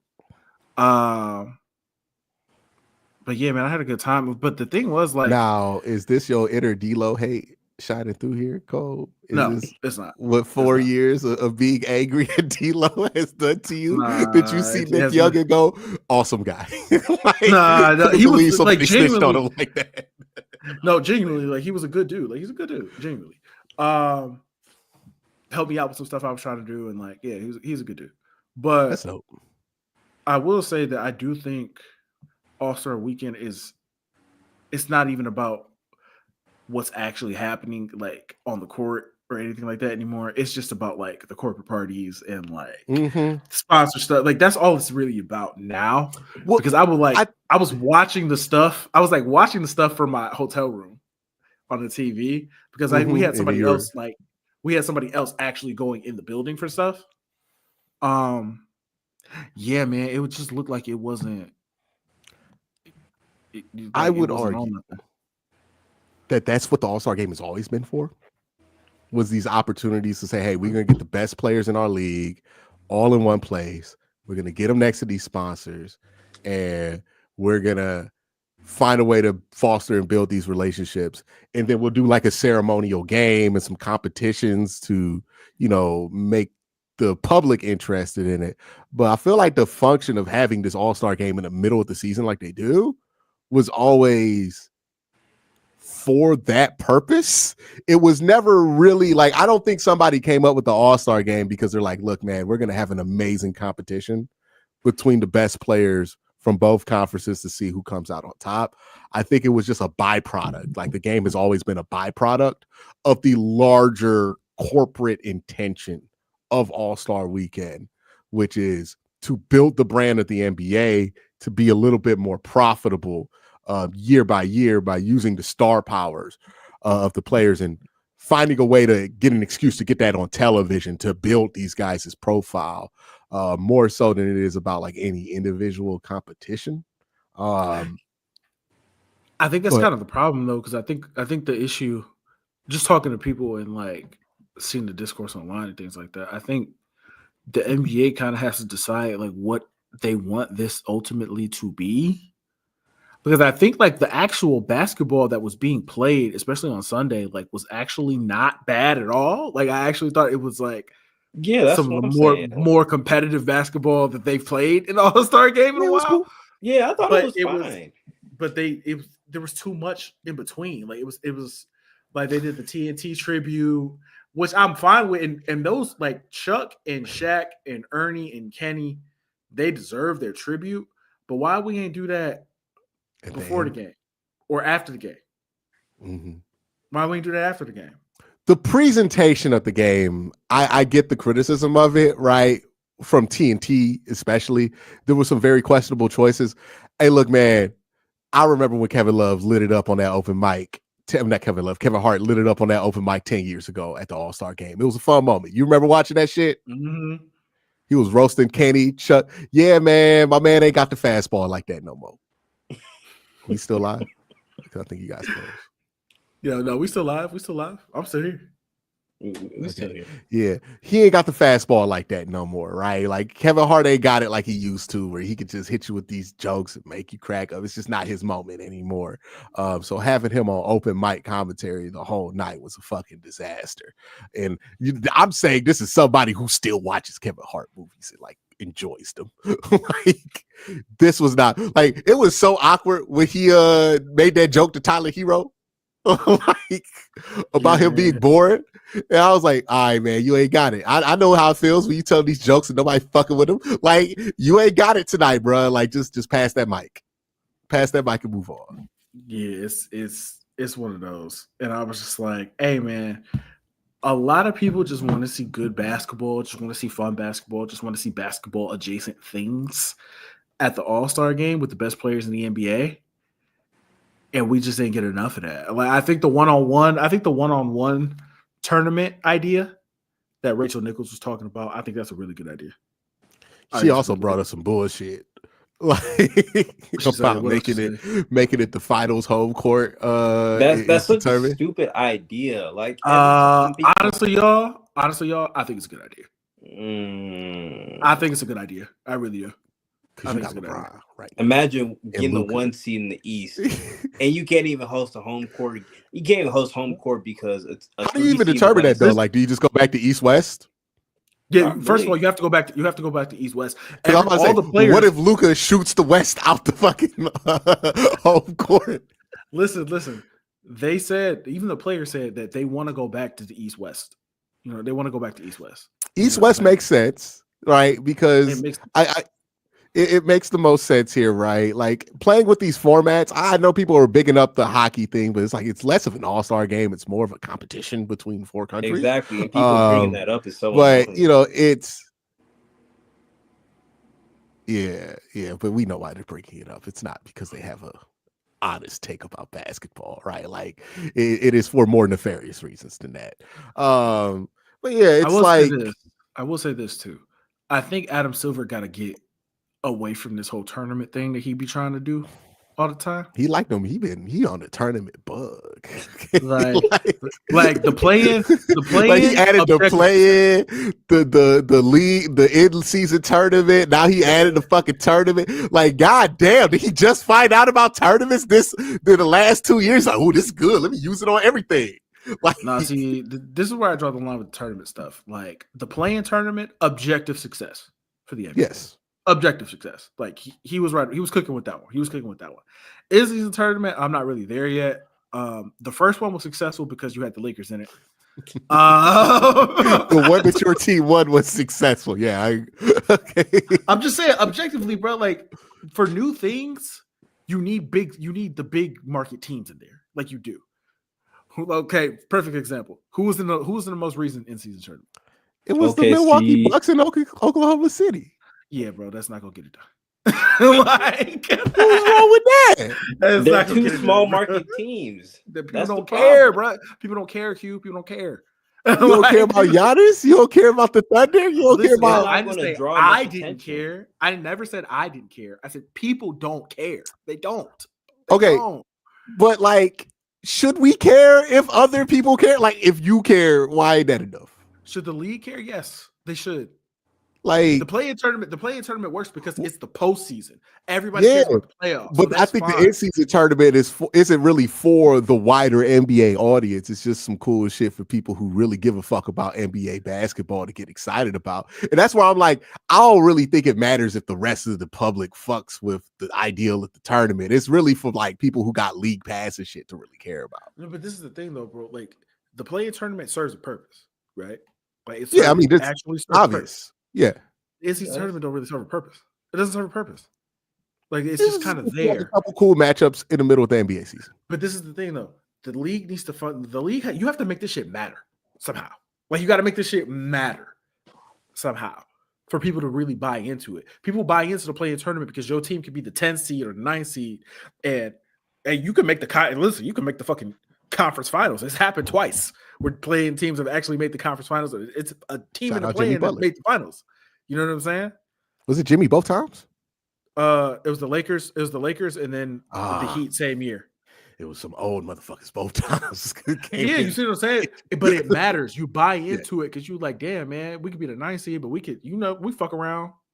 We fuck around, still make the conference. Yeah, I get, and I'm just saying. I think the point I'm making is, I don't think that you have to get the in-season tournament to be equivalent to stakes or entertainment value as something that's going to be adjacent to the playoffs. Like, I don't think that's ever going to be a realistic goal unless you like start adding things in there that I don't feel like are appropriate to add to maintain the integrity of the regular season.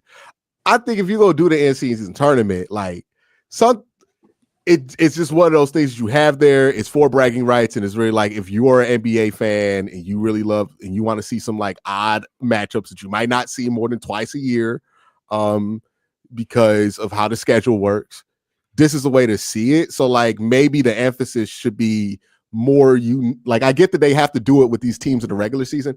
I think a way to be fun is like, okay, maybe this is a way that this year you get to have the Cavs and the Thunder play 4 times instead of 2. Right. So it's more about like the more frequent kind of West East matchups that you don't get that often. Like, I think that's a way to make it more interesting if you get more versions of these West East matchups that you don't get in the regular season, but once or twice. And sometimes it's on the second night of a back-to-back. So you don't get all the stars that you want. Like that second Cavs Thunder game where it was like, it was obvious the Cavs weren't going to win that one because like they had a bunch of guys sitting out. Maybe that's there, but as long as I get that, I think I'm satisfied with what the in-season tournament is, like from my perspective of it.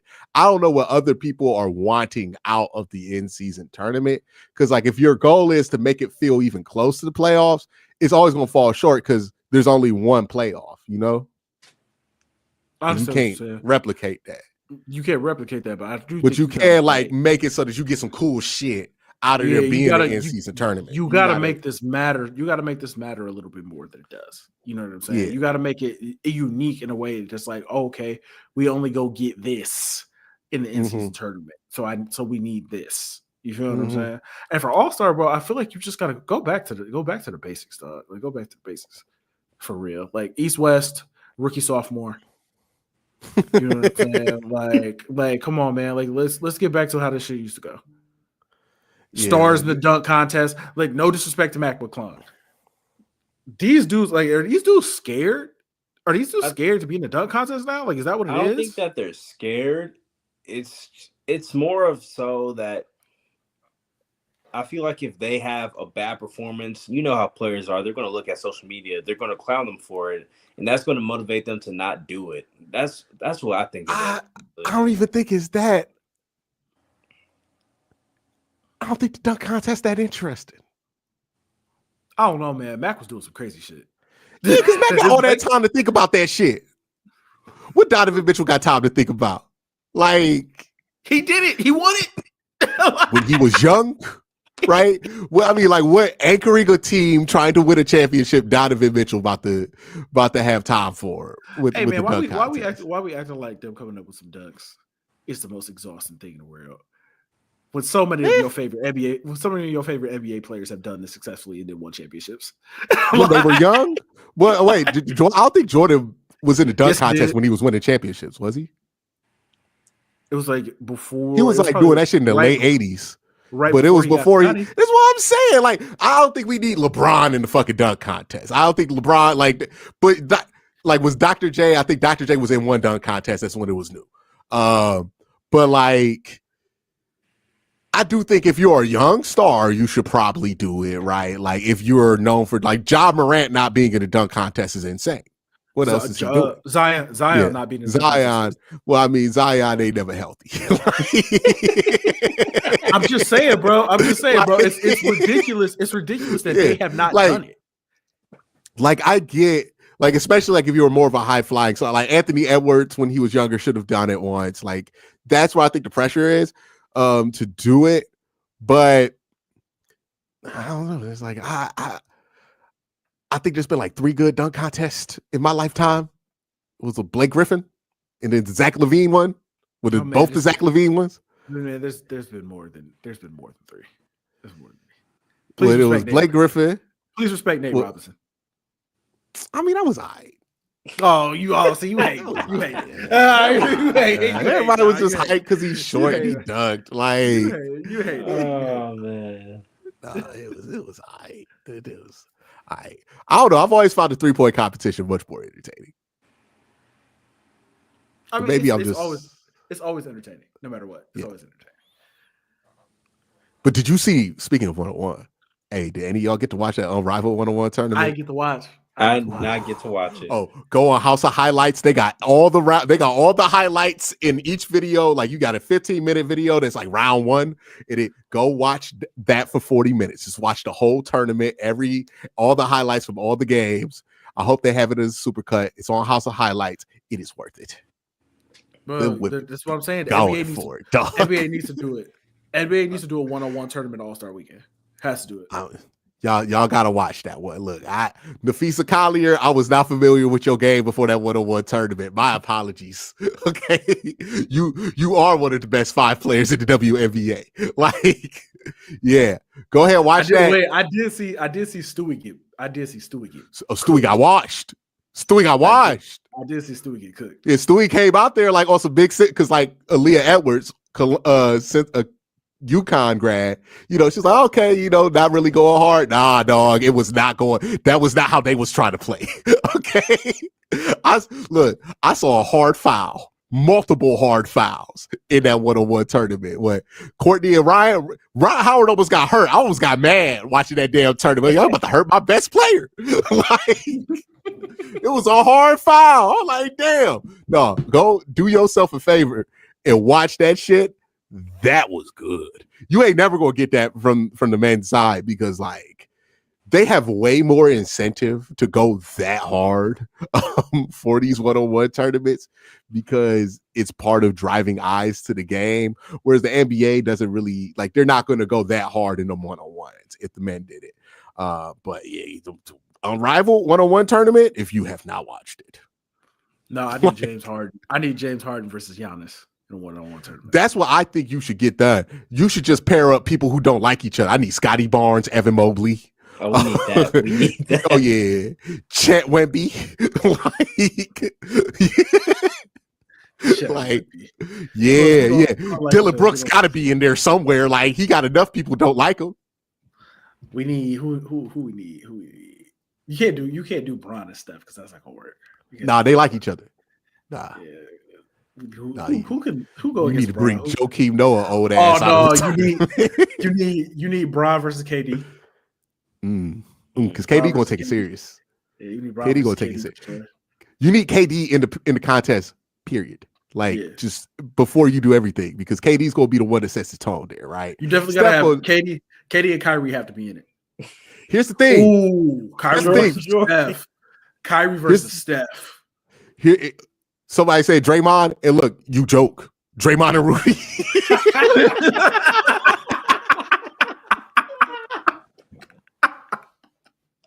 Hey. Woo, yeah. I'm with it. Yeah. Straight post every time.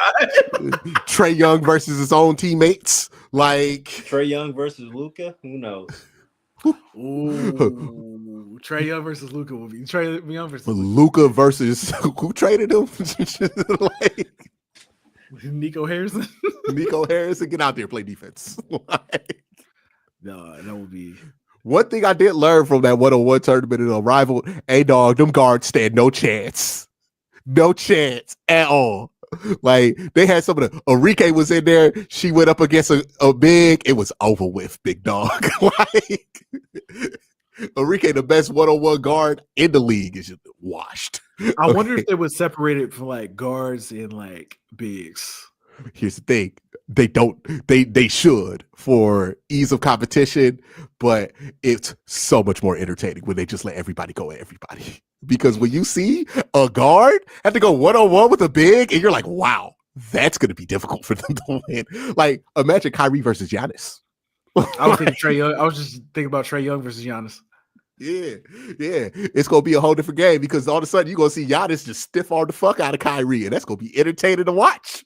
Like, yeah, man, you got to separate this out between the bigs and the guards. I want that violence. I need that violence. Okay.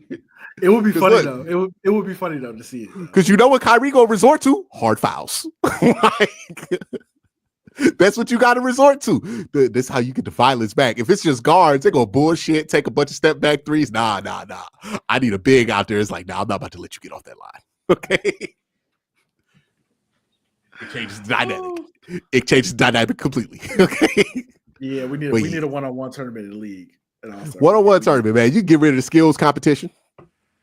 I'm honestly okay with getting rid of the dunk contest. Feel like it's had its chance. It's had its run. Like in 20 years, it's gonna be really cool to bring back the dunk contest. But for now, replace that shit with the one-on-one tournament. In 20 years. That's what I'm saying. Like, let the dunk contest go away for like 10, 20 years. Then bring it back. Everybody will, oh yeah, all the stars gonna want to play. That's how you fix it. You gotta take that shit away. Right now, it's the shit that Mac McClung won 3 times in a row. Who trying to do that shit next year? And lose to Mac McClung?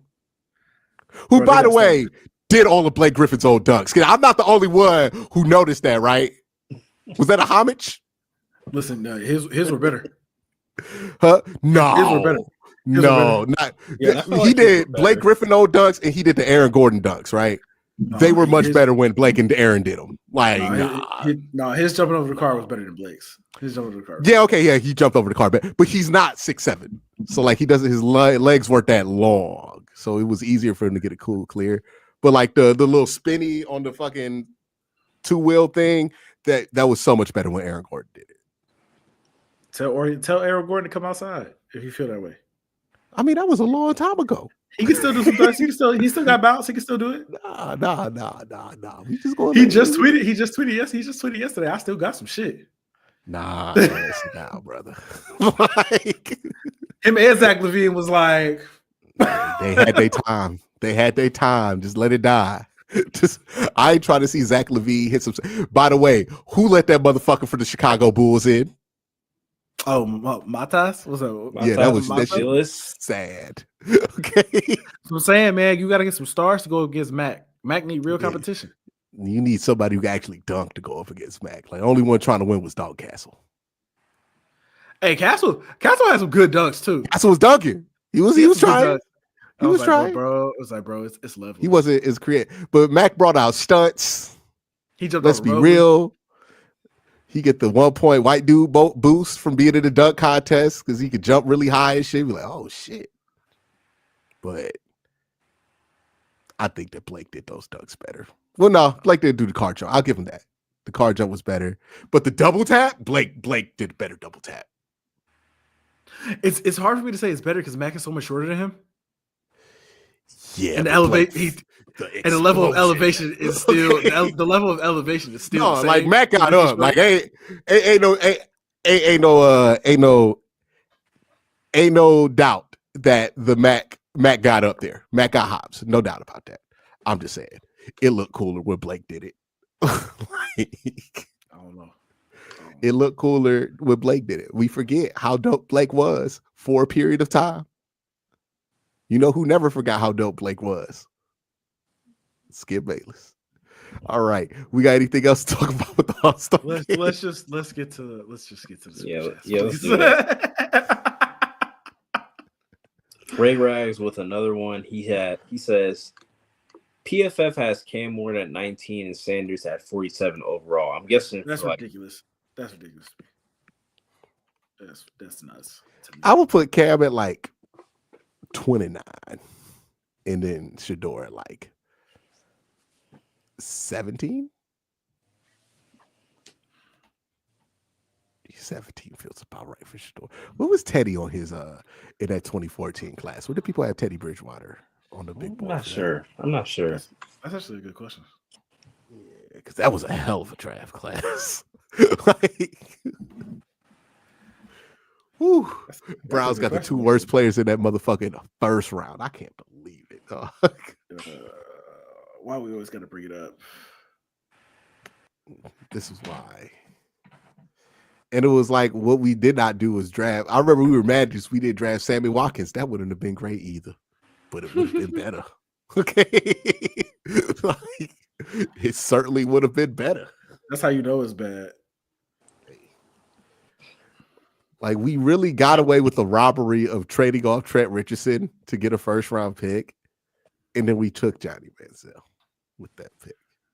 Man. Ray Farmer will never find peace. You find out where he was at on that board? I wonder if my draft database has it. Because it's hard to find a board from, like, unless it's like Mel Kiper's board.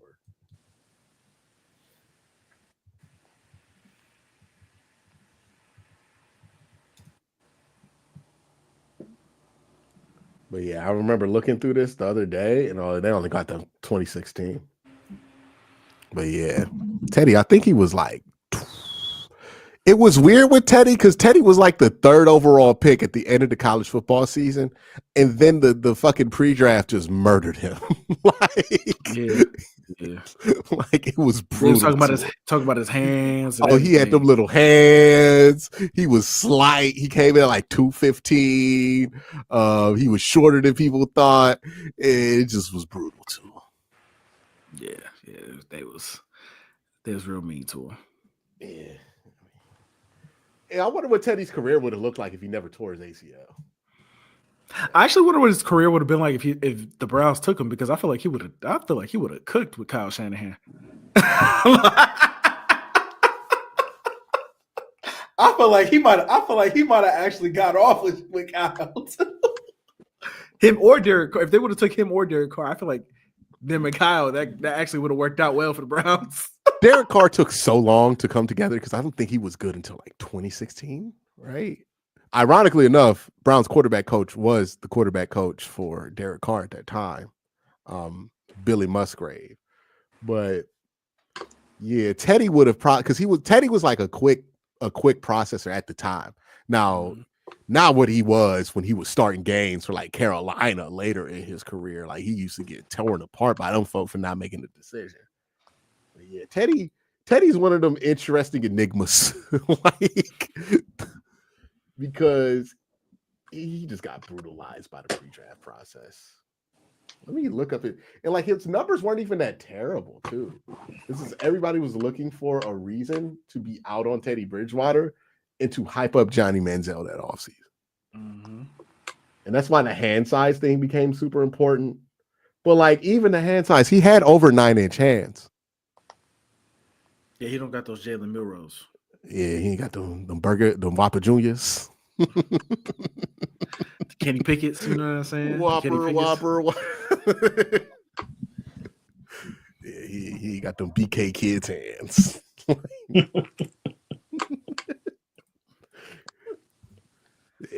Yeah. Look, my man ran like a 4.6. What did he run? Oh no, he ran a 4.8. Oh yeah, Ooh, yeah. That was a pro day too. Oh yeah, you can't be no black QB running a 4.8. So they gonna be like, nope. Shador ain't doing none of that shit, huh?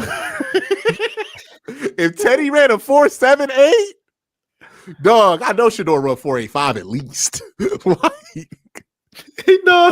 Hey, no. I was in my group chat because I asked him the Baker Shador question.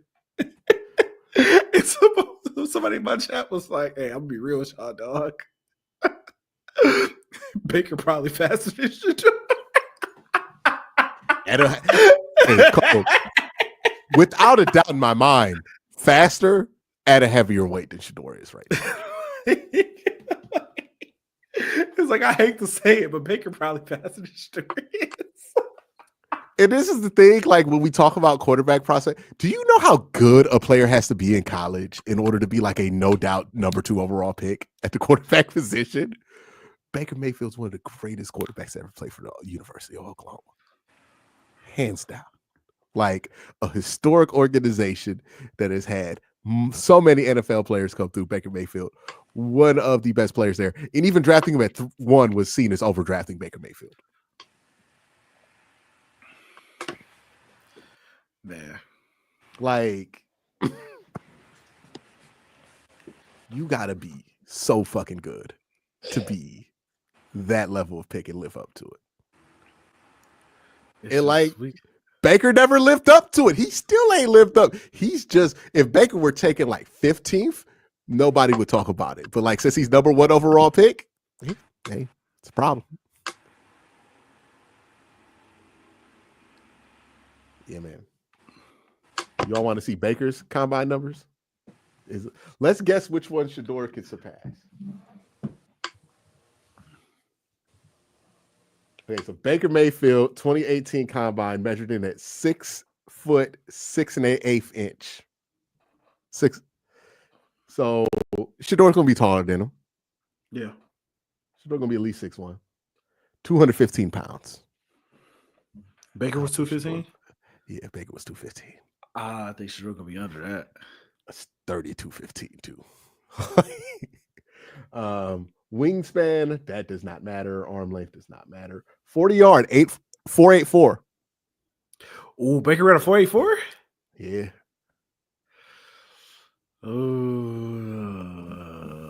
I think Shador beats. I think he beats that. I don't think Shador beats his 3-cone. Baker had a 7-second 3-cone. That's pretty good. It's 72nd percentile. Like Pat Mahomes ran a 6.88, and that's 90th percentile. Shador feel like a 7.10 3-cone to me. Now, Cam Ward definitely gonna beat Baker's 3-cone. Yeah. Cam Ward gonna be his 42. No. I don't think. Oh, you don't think he gonna beat that? No. You don't think he'll beat the 4.82? I don't think he's fast. I think he's faster than that. I believe those two, right? They were, when I was watching that first video from Deion Sanders Jr.'s YouTube channel, they had talked about how they go back and forth in who wins these races. I believe him. Like, I believe him. I think Cam is slightly faster than Shador, but I don't think it's that much of a difference. I hope they both. I hope they both can at least clear 4.8. I think they'll be in the 4.8. Man, I hope they clock in. I hope they both clock in 4.7s. Oof, yeah, I don't think that's happening. Because you know, here's another thing we ain't talking about, and I know people don't want to acknowledge it, but I'm going to acknowledge it. When Jalen Milroe goes to that combine, he gonna light that bitch up.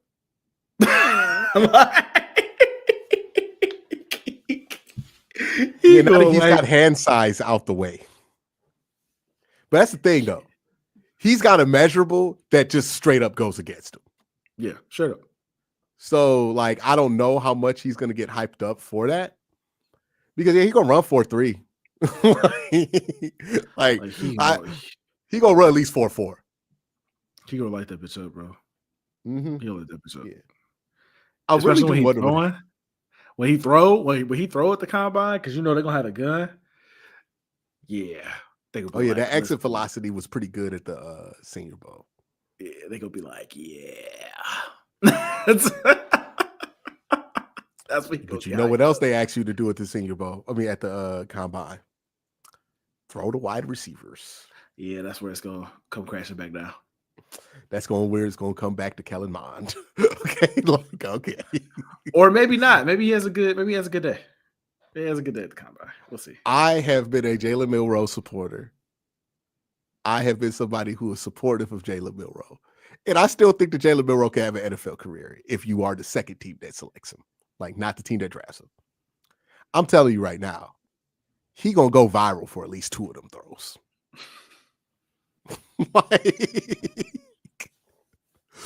I watched this motherfucker at the Senior Bowl.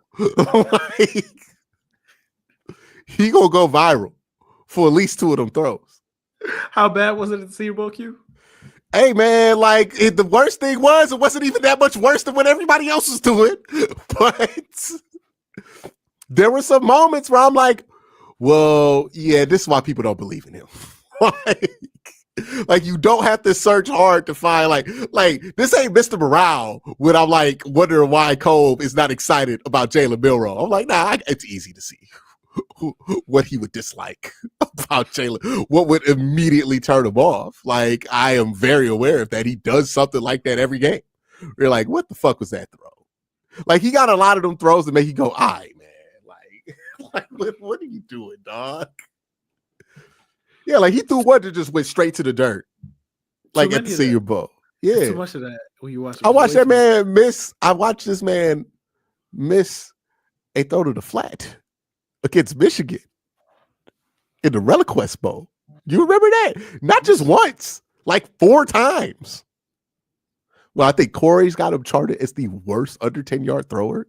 Yes, coming out in this draft. And then this is where when people compare him to Jalen Hurts, it drives me crazy because I'm like, Jalen Hurts has never had that problem. Okay, deep ball accuracy, yeah, Jalen Milroe a better deep ball thrower than Jalen Hurts is, but the basics, nah, Jalen Hurts always had that. Yeah, Jalen can't throw that bitch deep though. He can't. Like he can throw that bitch deep. Technically, yes. He can throw it deep. He can throw that bitch deep. Now, will it get to where it needs to get all the time? Will it be in stride? No. But yeah, he can get the ball downfield. That's what I was saying about Jalen Hurts. Will it be on target all the time? You mean Milroe? Oh, Milroe? No, Milroe can throw that thing on target down the field. That's what I'm saying. Like he can throw that bitch deep. He can do that. I'm saying Jalen Hurts. That's not in Jalen Hurts' bag, right? Every time Jalen Hurts throw that bitch up, it looked like a pump return. Like look like Devontae Smith coming back. Yank. Like that's why they have those two. Milroe, that intermediate and like short accuracy, it's not there. Like, No, like even sometimes the intermediate stuff, like when he's in rhythm, it's there. And it's like, oh wow, he could do that. Like Georgia, it's there. But dog, it be that short shit where I'm like, what is going on with you, man? Like, how does this? And he's well coached. Like I think he's overcoached. Like, I don't even think it's a matter of him getting coaching. Like, also another thing to consider with NIL, the leap that these dudes used to make out of college, getting NFL coaching, I wonder if that's going to be significant anymore. Because now they can afford, and if like with Shador Sanders, I expect no mechanical leap for him. And I think that's important to factor in with him. He's probably a low ceiling player because this dude's had NFL level coaching since he was like 8. Mm-hmm. So like, how does that factor in how much you're going to project him to get better? Because I'm like, yeah, I think he's maximized the most he can out that little body. Right, like he is as accurate. Like his arm strength is purely a prospect of his ability to be very sound mechanically. Like I think he's maximized what he can get out of there. Cam Ward, man, I just don't think he gives a fuck. Like I can't put it together with him. But yeah, it's interesting, Cole. It's an interesting world we live in. Yeah, man, we gonna see. We are gonna see. Hey, just give me my dog, right? Give me Abdul Carter. Whatever happens after that happens. Hey, just make sure the off the field is clean. Make sure the off the field is clean. I got another player I'm adding to just give me him with Abdul. Caleb Johnson. Oh, you Caleb Johnson peeled? Yeah. I'm planting the flag. I'm planting the flag with Caleb Johnson. You over Omari? So is Caleb Johnson over Omarion Hampton? I never really been a big Omarion Hampton guy. Okay. I think he's really good though. I think he's really good. I've been drafting Caleb Johnson a lot. I'm planting the flag on Caleb Johnson, and low key, if you paid attention, he's been falling. He's been falling in mock drafts, and he's been falling in like the player rankings. I'm like, yeah, he gonna be there. He gonna be there. I hope that's true. Fuck around and be there in the 3rd round. Oh yeah, if he's there at 68, immediately turn the card. So, yeah, not even thinking about it. Yeah, I think people are talking themselves out of it, but I'm like, nah, that's a good running back. Yeah, that's a really honestly, bro. I think he's the 2nd best running back in the draft. He has really good eyes, really smooth runner, big body, explosive, and I think he fits what they want to do. And if you want to get a scat back, or if you want to get a receiver back, hey man, Shot Smith, RJ Harvey, you could probably get him in the 4th or the 5th. Don't tell that to Dumbo. He been Caleb Johnson and Brashard Smith for weeks now. Hey, it's one of his better agendas. I got to give it to him, right? A Damo agenda I could agree with. Yes. It's one of his better ones. Q and Domo aligned. This is nuts. It happens more often than people think, right? Hey, Domo be having some good takes, but it's just the bad ones just be loud. Damo is passionate about every take he has. Yes, every single one, even the one every single take he has. Vehemently disagree with. Yeah, it's sometimes you agree with these takes, and sometimes you think these takes are some bullshit. Like, I gotta respect the consistency at this point.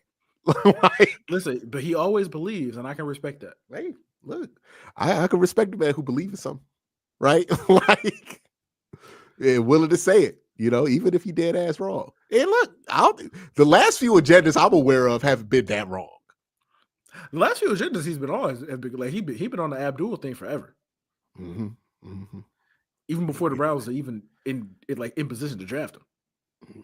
First time I saw that Abdul Carter tape, I was like, well.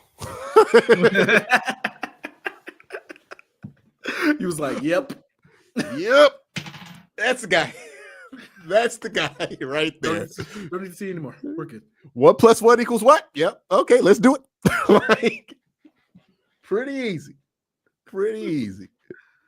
Like, bro, like I just hope you have nothing in your background. Like my whole research with Abdul, like if I were the Browns, has nothing to do with the film. Oh, I'm there on the film alone. It's like, hey, bro, have you gotten in trouble? Like, are you likely to get in trouble? Have you done anything wrong ever in your life? Like, look, are you over it? Do you have any bad habits? Do we need to know about how can we put you in a position to succeed in the future, young brother? Right? Like that's all I need the pre-trab to be. Do you show up to work on time? We can work with a lot if you show up to work on time, you know? Do you have an aptitude of love? I saw that man arguing in the comment section for the Philadelphia Eagles. I'm like, that man love football. Okay, like that man one of us. He out there crashing out in the comment section over his quarterback. Okay, yeah, I like that. That don't bother me at all.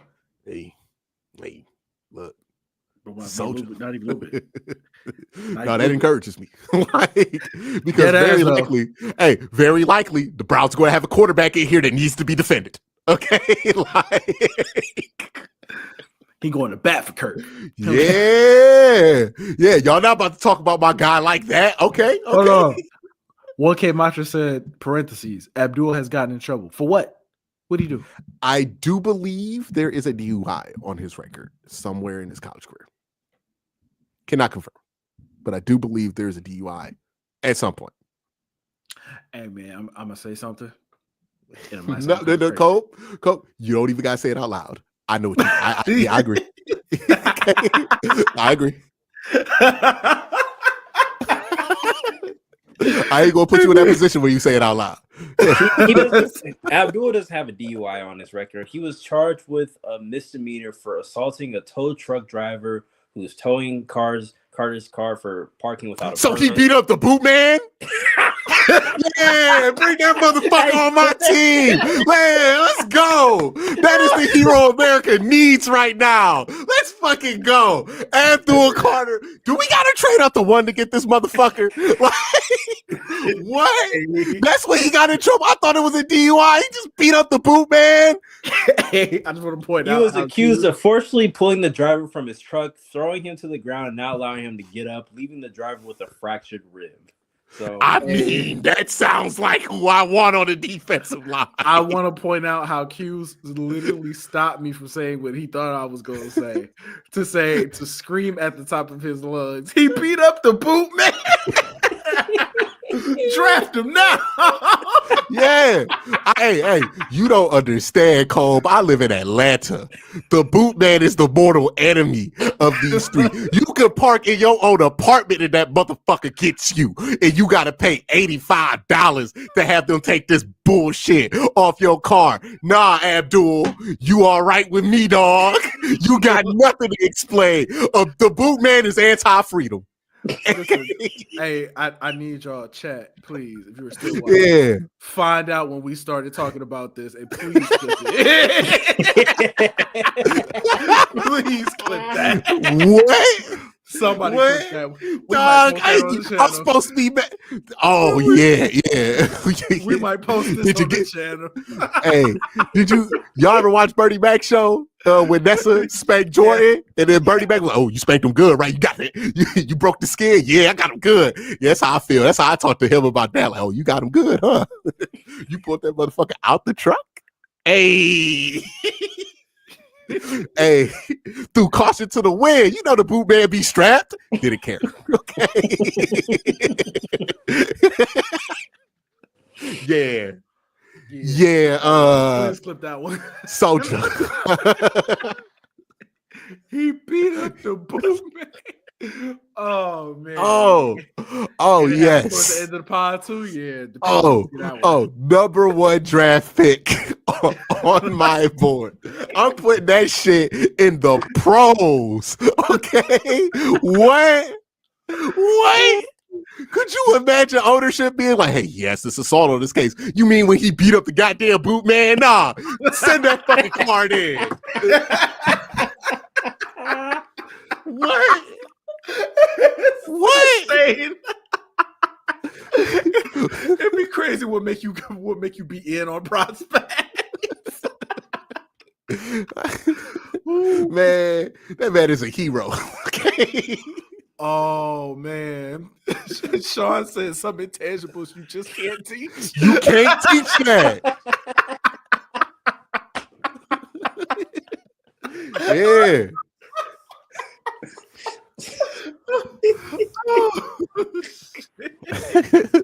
Somebody like Quincy, it's a misdemeanor assault. Yeah, okay. Well, it's the boot man. Like, fuck. Like, I'm sorry. This is crazy. Because that could have went a completely different way. I was worried when Curtis said misdemeanor assault. I'm like, oh Lord, I'm about to find out he did this to a woman or something like that. And then he said to a tow truck driver. I'm like, oh, okay. What? Shit about that. What? Bro, where am I bored at? Put this motherfucker at one, dog. Like, change that shit out. What? You know the funniest part about all of this? Andrew Berry probably reacted the exact same way you did. You know, he don't be giving a fuck. he was reading a report. Well, this is concerning, but it was a tow truck driver. I mean, like, he don't be giving a goddamn about that shit.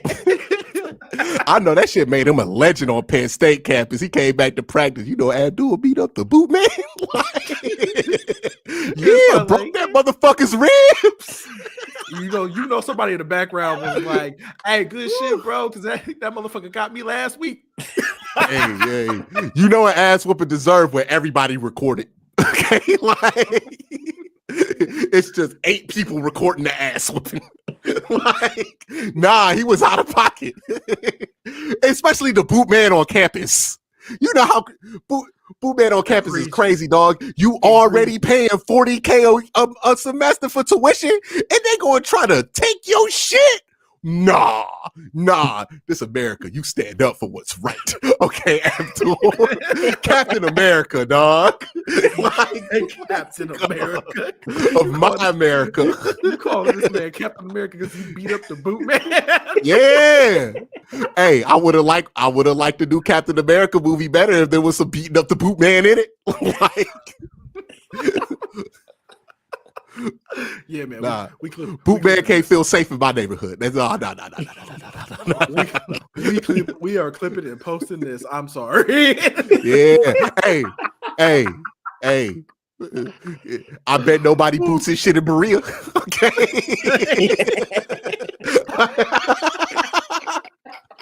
Hey. I bet nobody does that. Okay. The word is out. You said they not gonna dare put that boot on his. They never gonna tow his car. Hey, you know that's Abdul's car. Okay? You heard what happened to Steve. Okay. No, man, what happened to Steve? What happened to what you do to Steve? He still don't breathe right. Okay. Motherfucker ain't been on the treadmill for more than 10 minutes since. Okay. Hey, unhook that real quick. Unhook that. We good. No. Yeah. Don't even let him see you. Go on, drive. Get out of here, dog. Like, don't let him see the Impala. Okay, like. Yeah, my man showed up, tried to take Abdul Carter's shit, and who knows? We're just assuming he's doing this over his own personal property. He might have been homeboy of the year and beat up the boot man over somebody else's boot. More commendable. Okay, this is the reverse of draft day. Beating up the boot man, it's not even your whip. It's crazy. Hey, that's the kind of teammate I want. Okay. Tell me you don't want that kind of teammate. Curtis, you played college. You want that kind of teammate. Hey, man, if he beating up the boot man, he followed me. Hey, guess who always getting a free ride to shit? The man who beat up the boot man, right? Like, okay, when shit goes down, you got Abdul in the car. I'm good. Like, no, in case I ride with Abdul and I see the boot man coming my way, I'm like, hey, Abdul. Boom, man. Oh, my bad. Let me scan your license plate again. Oh, yeah, you're good. You're good for the next 30 minutes. Like, Oh man. He can't get look. Abdul can't get drafted to the Falcons. Okay, That man gonna be in jail. in jail immediately, dog. Riding martyr for the rest of his life. Okay, license suspended. License suspended indefinitely. Brother, the boot man is crazy out here. Oh shit! Hey man, I think he's strong enough, dog. He broke a man ribs. Yeah, but I ain't worried about him being undersized. Oh, he beat up the tow truck driver. Hey man, if you listen to this pod, man, and you are a boot man or you are a tow truck driver, just know it's not personal, but you do work one of them occupations that you know people don't like you. Like, you know you lie about your job. Like, what you do for a living? I work in reacquisitions. Yeah, you a boot man. I know what that's code for. So Trey said he plays with one arm and beats up the boot man. Get him on the team right now. Intangibles you can't teach. Hey, You can't teach that. Just go out there, point at Ronnie Stanley, be like, hey, he tried to boot your shit up. Okay, we good. Like, you know what else it tells me? He don't need much motivation. Anything. Yeah. Hey, you're not gonna work hard if you're a coach to motivate Abdul. Okay. Hey, he beat up the boot man and they gave him number 11. I think his locker room rep is solid. Like, hey man, that's what you want in the team. they gave him the leadership number after that. Yeah. He ain't the reason Penn State couldn't get over the hump. Okay, he not one of them losers. Like, that's a fucking winner right there. Give me Abdul Carter immediately. You know how heartbroken I'm gonna be that man go number 1 overall. Like, same dog. I'll be so sick. I like Travis, but he ain't never beat up no boot man. Travis looked like he paid. Like, Oh man. yeah, man. Yeah. Look, hey, say what you want. We haven't gotten much of resistance on our anti-boot man agenda. Okay. If anybody in chat is the boot man, we apologize. We Hey sorry. man, no, I don't apologize. I don't think your job should be legal. Like Me and Curtis apologize. Nah. I apologize for the people who do reacquisitions.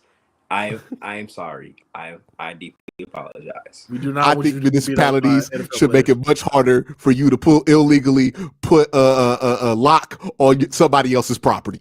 I just feel like that's better, and it's not even a good solution to free up parking. Chris Russell said Travis can't get towed because he's usually waiting outside in the car. I don't know what's going on with that one, but I assume it's inappropriate. Y'all not about to do Travis like that. Yeah, we're not gonna Y'all not gonna do Travis like that. We're That's not crazy. gonna do that. Y'all leave Travis alone. All right. Out here treating Travis like the goddamn boot man. You got it's real beef between you and the boot. Have man. you ever been booted? Have any of you two ever been booted? No, not yet. No, hopefully not. No. Yeah, my old apartment, they got my girl like 4 times, dog. Yeah, $300 of bootman tickets. And you know what? They take fucking forever to take it off. And you know what her crime was? She parked at my apartment complex. Fuck the boot man. Okay. Okay. Absolutely. Now we know where it's coming from. This is radical agenda right here. Share every boot key that you can find and put a can of it out so we can steal these boots. And if a boot man gets you and you got a key, take the boot, don't give it back. Fuck the boot man. I am not on the side of the boot man. Okay. Like, anti-boot man podcast right here. Okay? It is the worst thing about living in this city is the goddamn boot man. Okay? Oh man. Yeah, man. Look, boot man got me ready to start a revolution, dog. Like, you walk to your car, and you see that fucking boot on there, and whatever you're doing, you can't do now because you got to wait 2 hours for the fucking boot man to unlock your shit. Think about that, Cole. Like, and you got to pay the motherfucker $80 for it. And all you did was park in your own place. Yeah, that's ridiculous. But yeah. Booty cars should be illegal. But we got any more super chats? we got a couple. Autistic Kid said a lot of Browns. I think he's talking about Browns fans. A lot of Browns fans are just bored. They don't want to watch Browns next year without something to look forward to. A rookie quarterback is getting annoying. Oh shit! It's on Twitter. It's already on Twitter. The part where you said laughing my ass off, started up, hashtag beat up the boot man. This is what you do, dog. Hey. Shout out to Bart, bro. Yeah.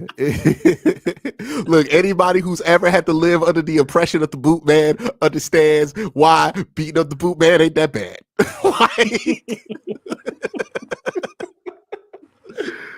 Hey, it's a reason they only boot your car at night, right? Like, nah, it should be illegal. Like, straight up. Yeah, if the Browns end up drafting Abdul, we are 100% tweeting this clip. Somebody said Q might hate the boot man more than Cat. Cat ain't never cost me $300 to park in my own place. Q like Cat now, y'all ain't know? Yeah, I'm cool with Cat right now. Now look, Cat do something very cat-like. I'm a joke at it. But like, yeah, you know, I ain't got no problem with Cat right now. But I'll always have beef with the boot man. Good for nothing. Okay. Good for nothing. It's a plague of an idea. Goddamn boot man. And the boot man always got attitude too. Like they illegally lock up your shit to make some profit. Like, I got shit to do. Yeah, because you keep doing this illegal. Man, oh, the boot man's so bad. Okay. I pray y'all never find out why I hate the boot man this much. Okay. Look, make sure Mayor Ben makes booting cars illegal. Like, if that ever comes up on an issue in your city, vote yes. Make that shit illegal. You'll thank me later. Okay. Like, oh man. All right, the next super chat is from Iceman the Boss. Did y'all hear about Lenore Sellers' crazy dislodged bone injury in high school? I trade Miles for him. I wouldn't trade Newsom for Ward or Sanders.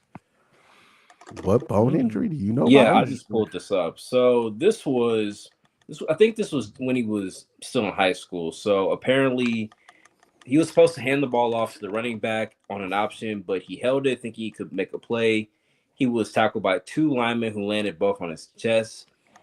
Seller said, I was scared because I was trying to get up and I couldn't press off my left side, so I knew something was wrong. He sat out the rest of the game, so of course he went to a doctor, and they couldn't even properly diagnose it. A CT scan the following morning showed a bone in Seller's chest had shifted and was laying over his heart. Any further movement, the doctor told him, could rupture his blood vessels or puncture his heart and cause massive bleeding. So he almost probably died. Yeah. Whew. Well, God bless him. Yeah, that's crazy. That's nuts. Yeah, so they basically the family had to make an 83-mile drive to Columbia that night so Sellers could have surgery. They need a heart surgeon on one hand in case anything went wrong, but everything turned out well. Damn. Well, thank God for that. Yeah, just remind you, football is a dangerous sport, bro. It's a very dangerous game. It is a very dangerous game. Dangerous sport, dog. Some dangerous people play this game, man. It is a lot at every level. So make sure that you pray for health if you have anybody who plays football or is playing football or has played football. All right, next super chat is from Sammy Football. Trade for Stafford, draft Carter, sign Khalil Mack. Thinking, no. If you do the first one, you can't do the last one. You definitely can't do the last one. You can't do the last one. Because Khalil Mack doesn't look. Khalil Mack was okay. I don't think he has much left in the tank. So, no. Well, if you do the first one, you're not going to have to trade Miles. Yeah, I think he would be. I think he'd be pretty happy if they I had think Stafford. he'll kick it for a year, at the very least. Yeah, he'll see what's up with it. Yeah. They'd be all right with it. But if they could, if Stafford was something that was like a possibility, I mean, I feel like they would try their best to make that happen. I feel like they're going to try really hard. We'll see if it's a possibility, if they can make it happen. But they're going to try. Yeah. He does want a new contract, so.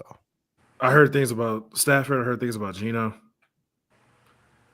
I don't see the Seahawks do. I don't see the Seahawks doing that at all. Seahawks are not doing it. I don't think they're doing it. Yeah, Clint Kubiak was like, I came here specifically for him, and like they laid it on pretty thick. They're going to keep Geno. Yeah, I was like, I feel like that's not going to happen. But if the Stafford thing, listen, if they can make the Stafford thing work, without destroying the future, it's like very likely they could. I mean, I think the Rams would just send him somewhere, to be honest, if it were just up to them. But we'll see. Because like the reasons they're tired of Matt feel like reasons that you get sent to Siberia. And who's Siberia in this scenario? The perspective is going to be Cleveland. So I think there's a chance there. Not a great chance, but there is a shot.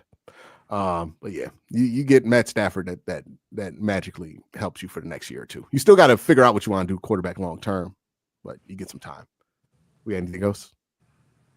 Yeah, we have another one from Ray Rags. One of the reasons Jackson got so much credit on playing that well out position in his first time at left tackle was because of going at Carter. I think he's talking about Donovan Jackson. Yeah. And like even if that he had these battles, like he has reps of rushing the passer against other linemen from other classes. He's played all 3 years of his career. And this year he has reps against Essery in Minnesota, bullied him. That's a 300+ pounder. Josh Connerly Jr., same thing, was able to move him a lot. Josh Connerly was choking him out, like trying to hold on for dear life against him. Yeah, man, like I don't even feel good entertaining a conversation about whether he has the resume to be this pick because it's obvious he does. My man wore with one arm Darth Vader nose tape and beat up the runner up to the national championships defensive line. I want that man on my team. And he beat up man. There's nothing else. Like there's nothing else to say. Like he's the best player. He's the best player in the draft to me. That's why I want them to take him. That's it. He is my favorite prospect in the draft, right? I think there's a debate whether you could go Travis Hunter or him. But for all the reasons I've stated in this video, I prefer Abdul Carter. But look, they got Travis Hunter. I'm not going to be shedding tears. Okay. Yeah, not going to be complaining. I'm not going to be too sad about that one either. Honestly, one of the two, please. Yeah. And look, hey, he got the number 2 pick. So one's going to beat her. Why?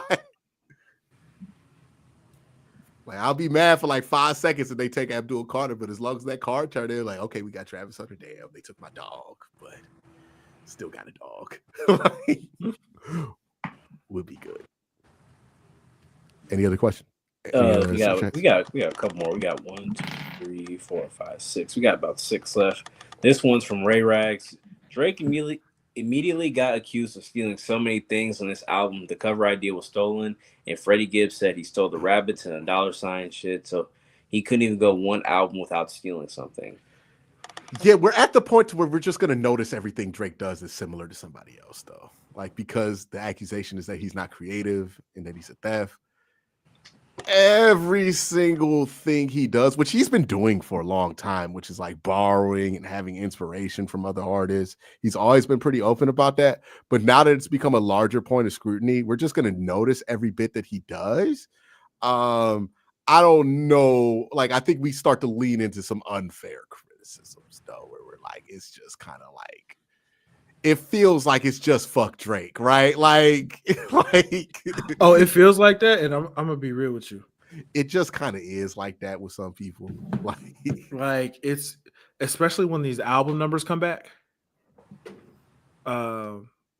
like whatever the numbers are, like if they're not as good as G and X was first week, There's no shot they're gonna be as good as GNX.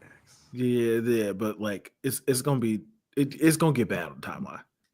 Because you know how people remember how people when GNX the first numbers came out and they was doing the victory lap because they thought it was gonna be less than 300,000, and I think he did like 325 first week.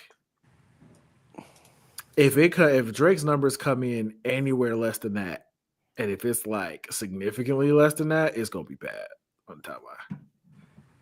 And look, I don't mean to sound like an old man about this, but if you're gonna be on the timeline arguing about first week sales for an album you do not profit on, It's stupid. I may recommend a hobby.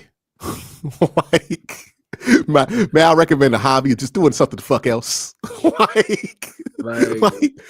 hate that we got to a point where numbers dictate what's a good album or not. We out here rapping about business metrics like we get money from this shit. Like this, capitalism done did a thing, dog.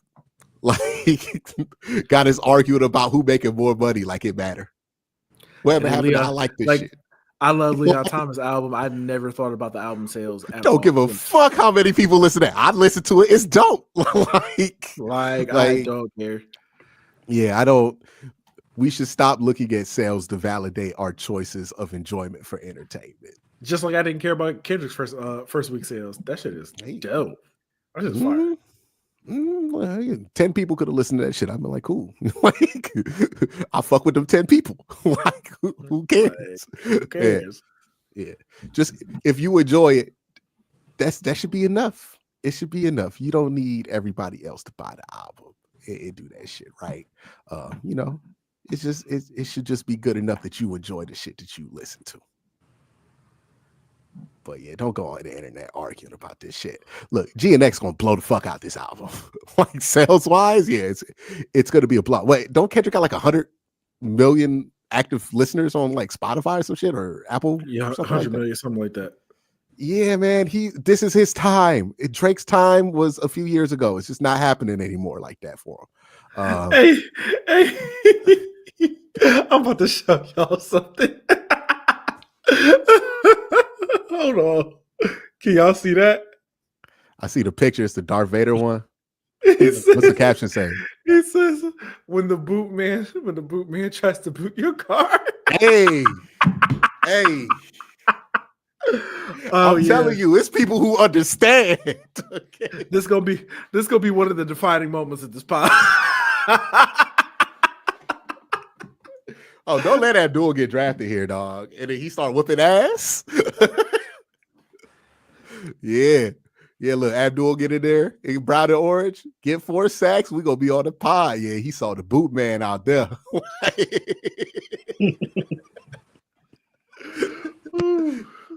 Yeah. How many more super chats we got, Curtis?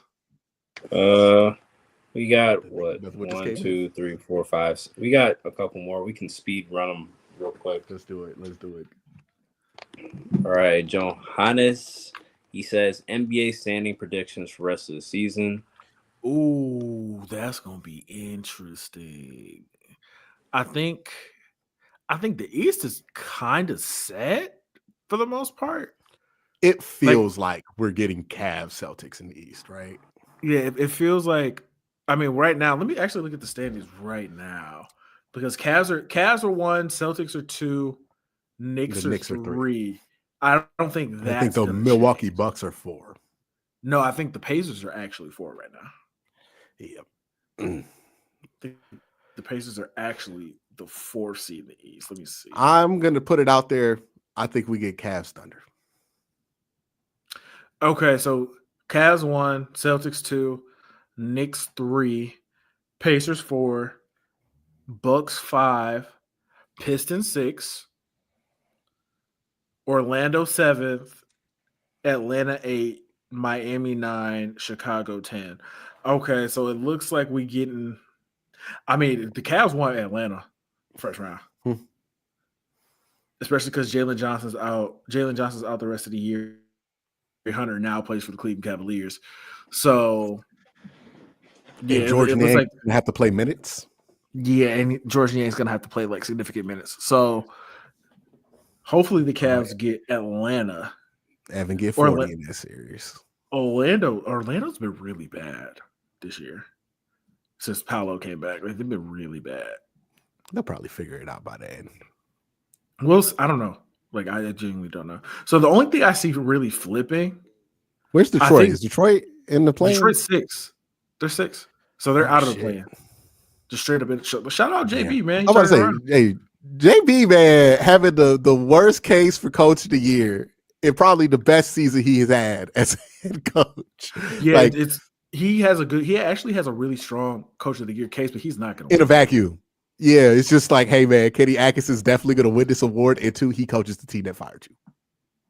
Yeah, so that's unfortunate. And they get Knicks first round, and they probably cooked.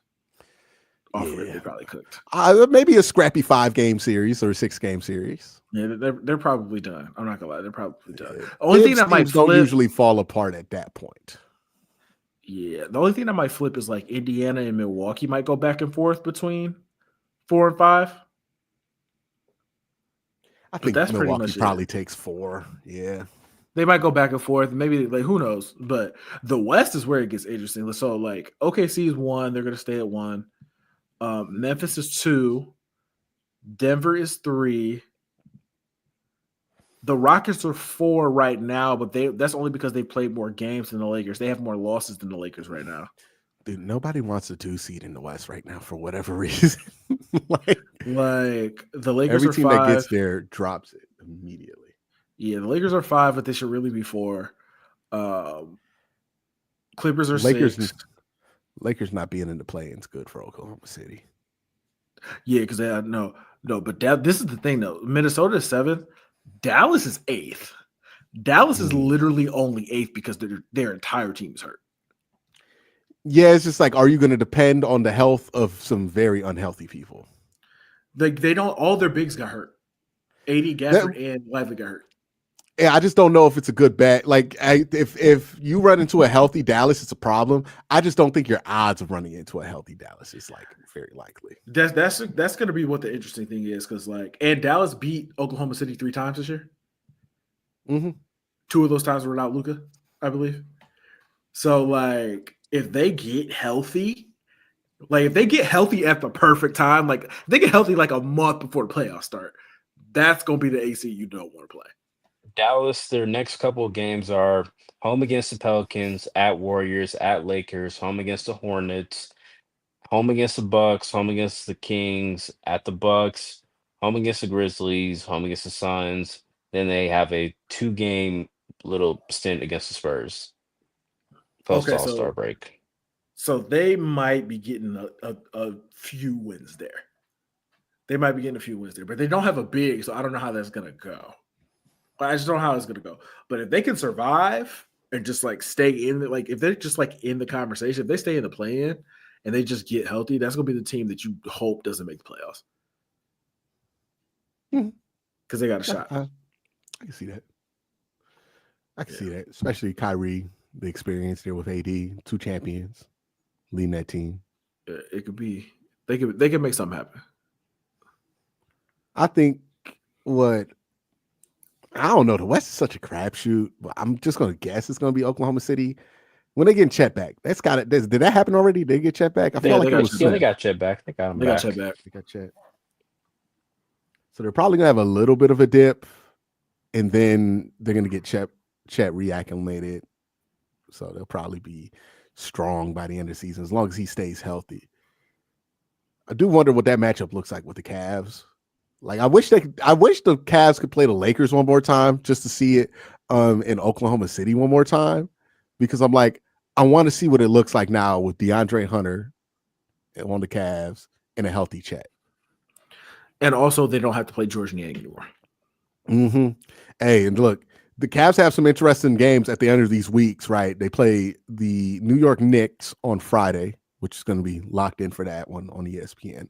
And I believe the next Friday is the Celtics, right? I think they also got the Grizzlies on a Sunday. This Sunday? Is it this Sunday? Then they play the Nets on Thursday. They play the Knicks Friday, as you mentioned. And they play the Grizzlies and they're at Orlando, they're at Boston, home against the Blazers, at Chicago, home against the Heat, at the Hornets, at the Bucks, and they're home against the Nets, and they're at the Grizzlies again. Then They got like 2 more games. They got 3 games against the Knicks at the end of the season, right? Because they only played them once.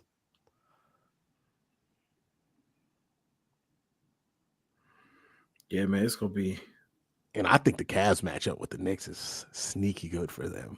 Now that they have DeAndre. Yeah, this is not the Cavs. This is not the same Cavs team from 2 years ago. So yeah, well, it's not the same Knicks team too. It's also right? not the same Knicks team from 2 years ago either. Because like what Mitchell Robinson's going to be the only big down low.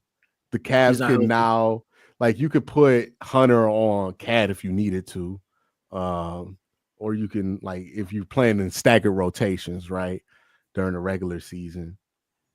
Like, you're basically, you don't have to do that shit where you're going to sacrifice a big in the post. I mean, near the basket to get rebounds, which has been the Cavs' Achilles heel in every playoff run they've been in, which is there's like 3 quarters where they get out rebounded and then it turns into a fucking blowout. So, yeah, they're gonna be fine now. I'm excited. What the playoffs starting with? 2 long time from now. 2 months. 2 months. 60 days. 2.5. 2.5. Oh man, think about that time on this about the Cavs playoffs about to start. Abdul Carter, Bootman propaganda about to be going strong. On it. We might have shirts. What's the next super chat, Curtis? Oh yeah. Ray Rags posted. I mean, there's a rumor that Peekaboo is about Drake's involvement in the death of XXXTentacion. See, that is the level of Kendrick fandom where I'm like, yeah, I can't get into it, man. Like, I just a Peekaboo, just a fun song with some fun ass lyrics in there, and I'm not trying to read deeper into that. It might be the Da Vinci Code. I'm not trying to find out. It could be. He does do shit like that Black Panther 2, like that Black Panther verse was clearly aimed at Drake. Yeah. What's the next one? Another one from Ray Rags. Quincy, he beat up the boot man. Yep. That's who he is. Hey, who he is from now on. I got no problem with that. I will carry that torch gladly. Okay. The next 3 are from Ray Rags. I want to ride with the boot man. Y'all can choose to do that. Okay. If you want to ride with the boot man. Uh-huh. Oh my God. Another one from Ray Rags. Sir, he has an assault charge. Andrew Berry. That's no problem. We can fix him. Listen. No. Here's what Andrew Berry gonna say. Well, he does have an assault charge. For what?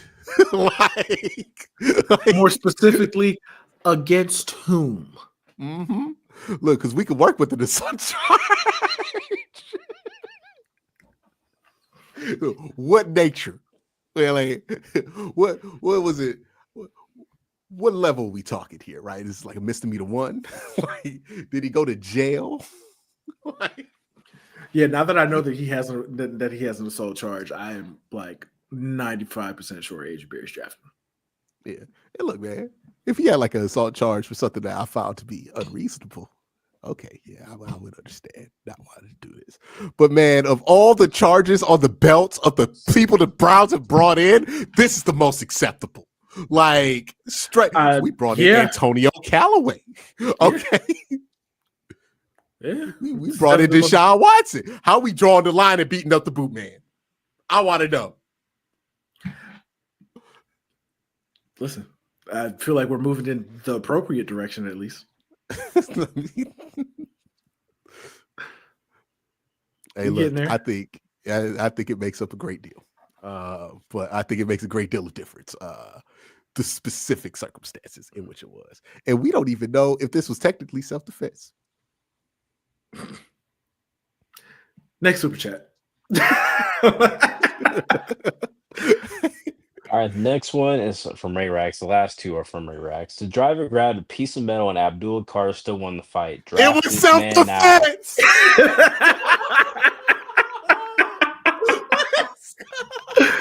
Oh man! The man grabbed the pole and he still got him. He still got the boot man. Boot man tried to cheat and he still lost. draft him. Clip that, Draft him. clip that part too. Yeah. Yeah, my man grabbed the tire iron and it didn't work out for him. That man got good hands. Look, he caught that. Okay, threw it aside like a good hero, and it just broke his ribs. Okay, What's the last super chat from The Ray last Rags? one is for Ray Rags. sound like the a reason- baby face to me. Okay, The last one from Ray Rags. The reason I brought those up, referring to like the Drake thing, I brought those up. He had a meeting with the person whose album cover he copied, and he hung out with Freddie Gibbs, and Gibbs accused Drake of stealing those two things. Freddie Gibbs got some good projects too. He has some good albums. I Some really can't good get albums. into Freddie Gibbs. Nah, that's fair. Yeah. He's Like like him and Westside Griselda Gunn, adjacent I to me. want, yeah, like him and Westside Gun. I want to get into him. I just can't. Westside Gunn's new album's good too. I hear great things. It's really I good. can't really enjoy good. it. I don't know why. Dang. QA bumping that Boldy James. It is what it is. No, I listen to some of the Bodie James. Oh, you listen to the one with Nick Craven? I forget what it was. It popped up on my Spotify. I was like, oh, this shit's Man, kind of. that's- It was like a boom that's my bap favorite type project. shit. No, Yeah, Nick's beats are like real soul. Like he picks like the best samples. He picks is it like the Conductor best Williams sample. type beats? No, it's a different vibe. It's a different vibe. Let me make Yeah. sure. Yeah, let me Sure. see the Bodie. Like, because I remember I saw one because it's like an NES covers the album. Bodie put out a project like once a month. Let me see here. Let me see if it's in my library. You talking about Super Tecmo Bo? Yeah, it was a song on that project. No, you gotta listen to where is it? Oh, it's probably I couldn't get into him. I mean, not Bodie, but like Sauce Walker's the other one I hear great things about. I'm like, I don't feel it. hey no, Sauce last album was crazy. Yeah, It's called I don't deny it. I just can't. It's just Penalty not of me. Leadership, Nicholas Craven and Boldy James. Okay, I'll check that out. But yeah, it's unfortunate when you hear a great project, you're like, I don't think I'm gonna be able to get into this shit. But that's why Hey, you good just, music. Good music is Hey. good music to me. I'm gonna listen. Yeah, it's gotta hit. It's gotta hit right for me. And sometimes, like I'm gonna be honest, I hear it the first time, it don't hit. Then I revisit it like 2 years later. Sometimes I'd be like that too. Though. That was It just Mr. take me a Morale for second. me. It's like first time I Oh. heard that, I was like, I didn't revisit it. And then the beef happened. I was like, let me listen to this shit again. I was like, actually, I like these songs now. Like, Oh, he wanted the beef. Now you like the songs. Okay. Yeah. Okay. I no, see it was before. It was when the beef had started, but he ain't dropped Euphoria. No. Yeah, it was before he dropped Euphoria. I was worried he was gonna lose. I was like, is he gonna come? I into thought he this was shit gonna like lose with right too. energy? I was like, bro, the last thing you put out was Mr. Morale. I don't have no Yeah. confidence in you right now. Yeah, he played with us too at the beginning. That slow ass beat at the beginning of Euphoria. I was like, is he gonna have the right energy? And then it turned out that first verse in Euphoria has just aged like gold. Like, I was just like, I remember hearing it the first time. I was like, man, Kendrick. It was like, I'm listening, but this is not what we need right here. And then that I beat don't switch know if this is happened. I the was energy like, we need.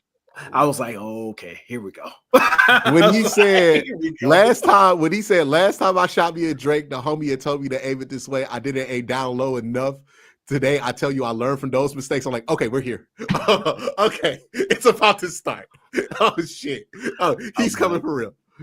And then right after that line, it went nuclear. Right, and it did not stop. Like for like 4 straight minutes. I was like, Yeah. mhm. It's we forget about it when we talk about the beef, but that the Euphoria, man, when that came out, that was a time. Yeah. And then everything else in that beef happened, which was somehow surpassed it. Like, Yeah. But we good. We good on the super chats. Yeah, that was it. I think. Yeah, that was it. All all right. right, man. Who y'all shout outs? Who y'all got shout outs for? Definitely not the boot man. We're definitely Yeah, not Boot shout Man out not the boot getting- man. yeah, Boot Boot Man man not not getting getting no no love, bro. We're not shouting out the boot You man. want love on this show? Quit your job, boot man. Okay. Let somebody else oppress the community. Okay. Steel Toe Gang, obviously. Shout out to anybody from San Fran because I had a good time in San Fran. I really did. I had a great time. I really did. I gotta go to Shout out San San Fran. Fran. Shout out San Fran. It was nice. It was nice. We'll say this about San Fran. I have never seen people use drugs so casually before. Have you been in California very often? I mean, I would visit, but I wouldn't be like in LA, like downtown. But okay. I was like right smack dab in the middle of downtown in San Fran, and I was just like, oh yeah, I was like, oh, okay. Let me just get to where I need to be, and then I remember when I found out why the homeless people smell like that, and it's not because they urinate themselves. I was like, oh, that's what that smell is. Yeah. Okay, cool.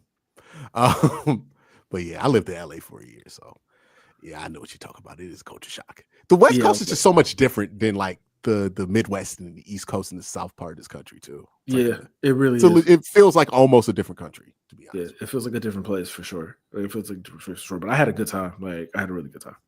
Yeah, if you ever go to LA, you gotta like pop through like East LA, like LA.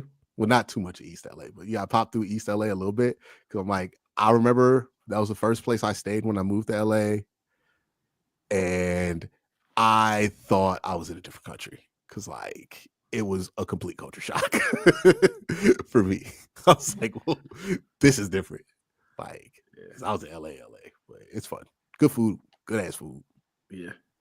It's got good ass food for sure. Yeah, you get one of them little fruit trucks with the watermelon and the cups and shit. You know what I'm talking about? No, I don't. You don't know what I'm talking about? You watch One of Them Days? Yeah. You remember when SZA was trying to get the large? Oh, okay. Okay. Look, Dome is at every corner in Los Angeles. I swear to God, there was like 3 in front of the Food for Less. Okay, like it don't even got to be like a high tourist. You'll just be walking a street in LA and it's somebody selling fruit on a cart, and they got that shit. And apparently it's good. I never had it while I was out there, but my friend Bryce was like, "You got to get it." But any shout outs for you, Curtis? Shout out Chipotle workers, man. What made you think of Chipotle workers? Well, because Friday I went there for dinner and they weren't stingy with putting the stuff in my bowl. So, shout out them. I appreciate that. Because some Chipotles, they are stingy with it. And I don't know why. Shout out to Chipotle workers. Also, shout out to my people who understand how to have proper etiquette at fast food restaurants. I used to be in them trenches. All right. Like I know what gets you that extra, You just come there, mind your own business, pay real quick, cool. Get that man hot fries. You come in there complaining too much, you gonna get redipped. But yeah, shout out to all my fast food workers, all my Chipotle employees. And if they ever try to convince you that your life could be better if you start putting boots on these cars, tell them people no. Okay, tell them people no. All right. But in all seriousness, shout out to all of my minimum wage people, all of my slightly above minimum wage people, all my 15, all the Uber drivers out there trying to get 16 an hour. Yeah. Lyft drivers, all of them. Everybody. Hey, everybody. Look, I talk about this all the time. The garbage man stopped coming to work. This shit ain't gonna work no more. Hey, now with how it's going, let the Uber drivers stop Ubering. Yeah. And by the way, recognize your power. Start a union, Uber drivers. Y'all have a great day. Have an even better night. Anything else we got to say? Let's give Curtis a shout out.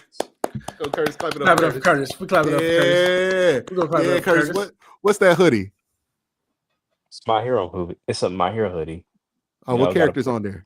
Oh, Baku. Nobody give a fuck about no anime, man. Wow.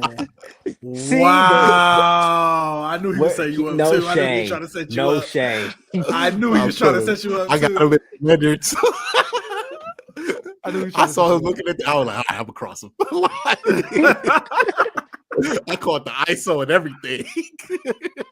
I should have saw it. I'm about to I say should have saw you it. ain't never cared about what the character was on your hoodie, Oh, dog. yeah. I was like, oh, he I didn't mi- even notice that I asked about this anime. He was about to explain. I didn't Oh, know yeah. it was a trap, and I'm like, ah, man, figure's gonna do it.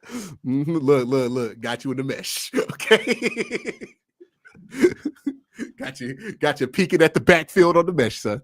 But for real, it looks cool. The hoodie does look cool. I thought it was like a University of Miami hoodie. I was like, oh, I didn't know that was one of your teams too.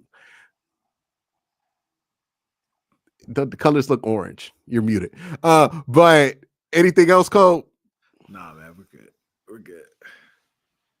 Somebody asked if I did my anime work like I was supposed to. How about you mind your goddamn business? Y'all have a great day. Have even better night. Peace.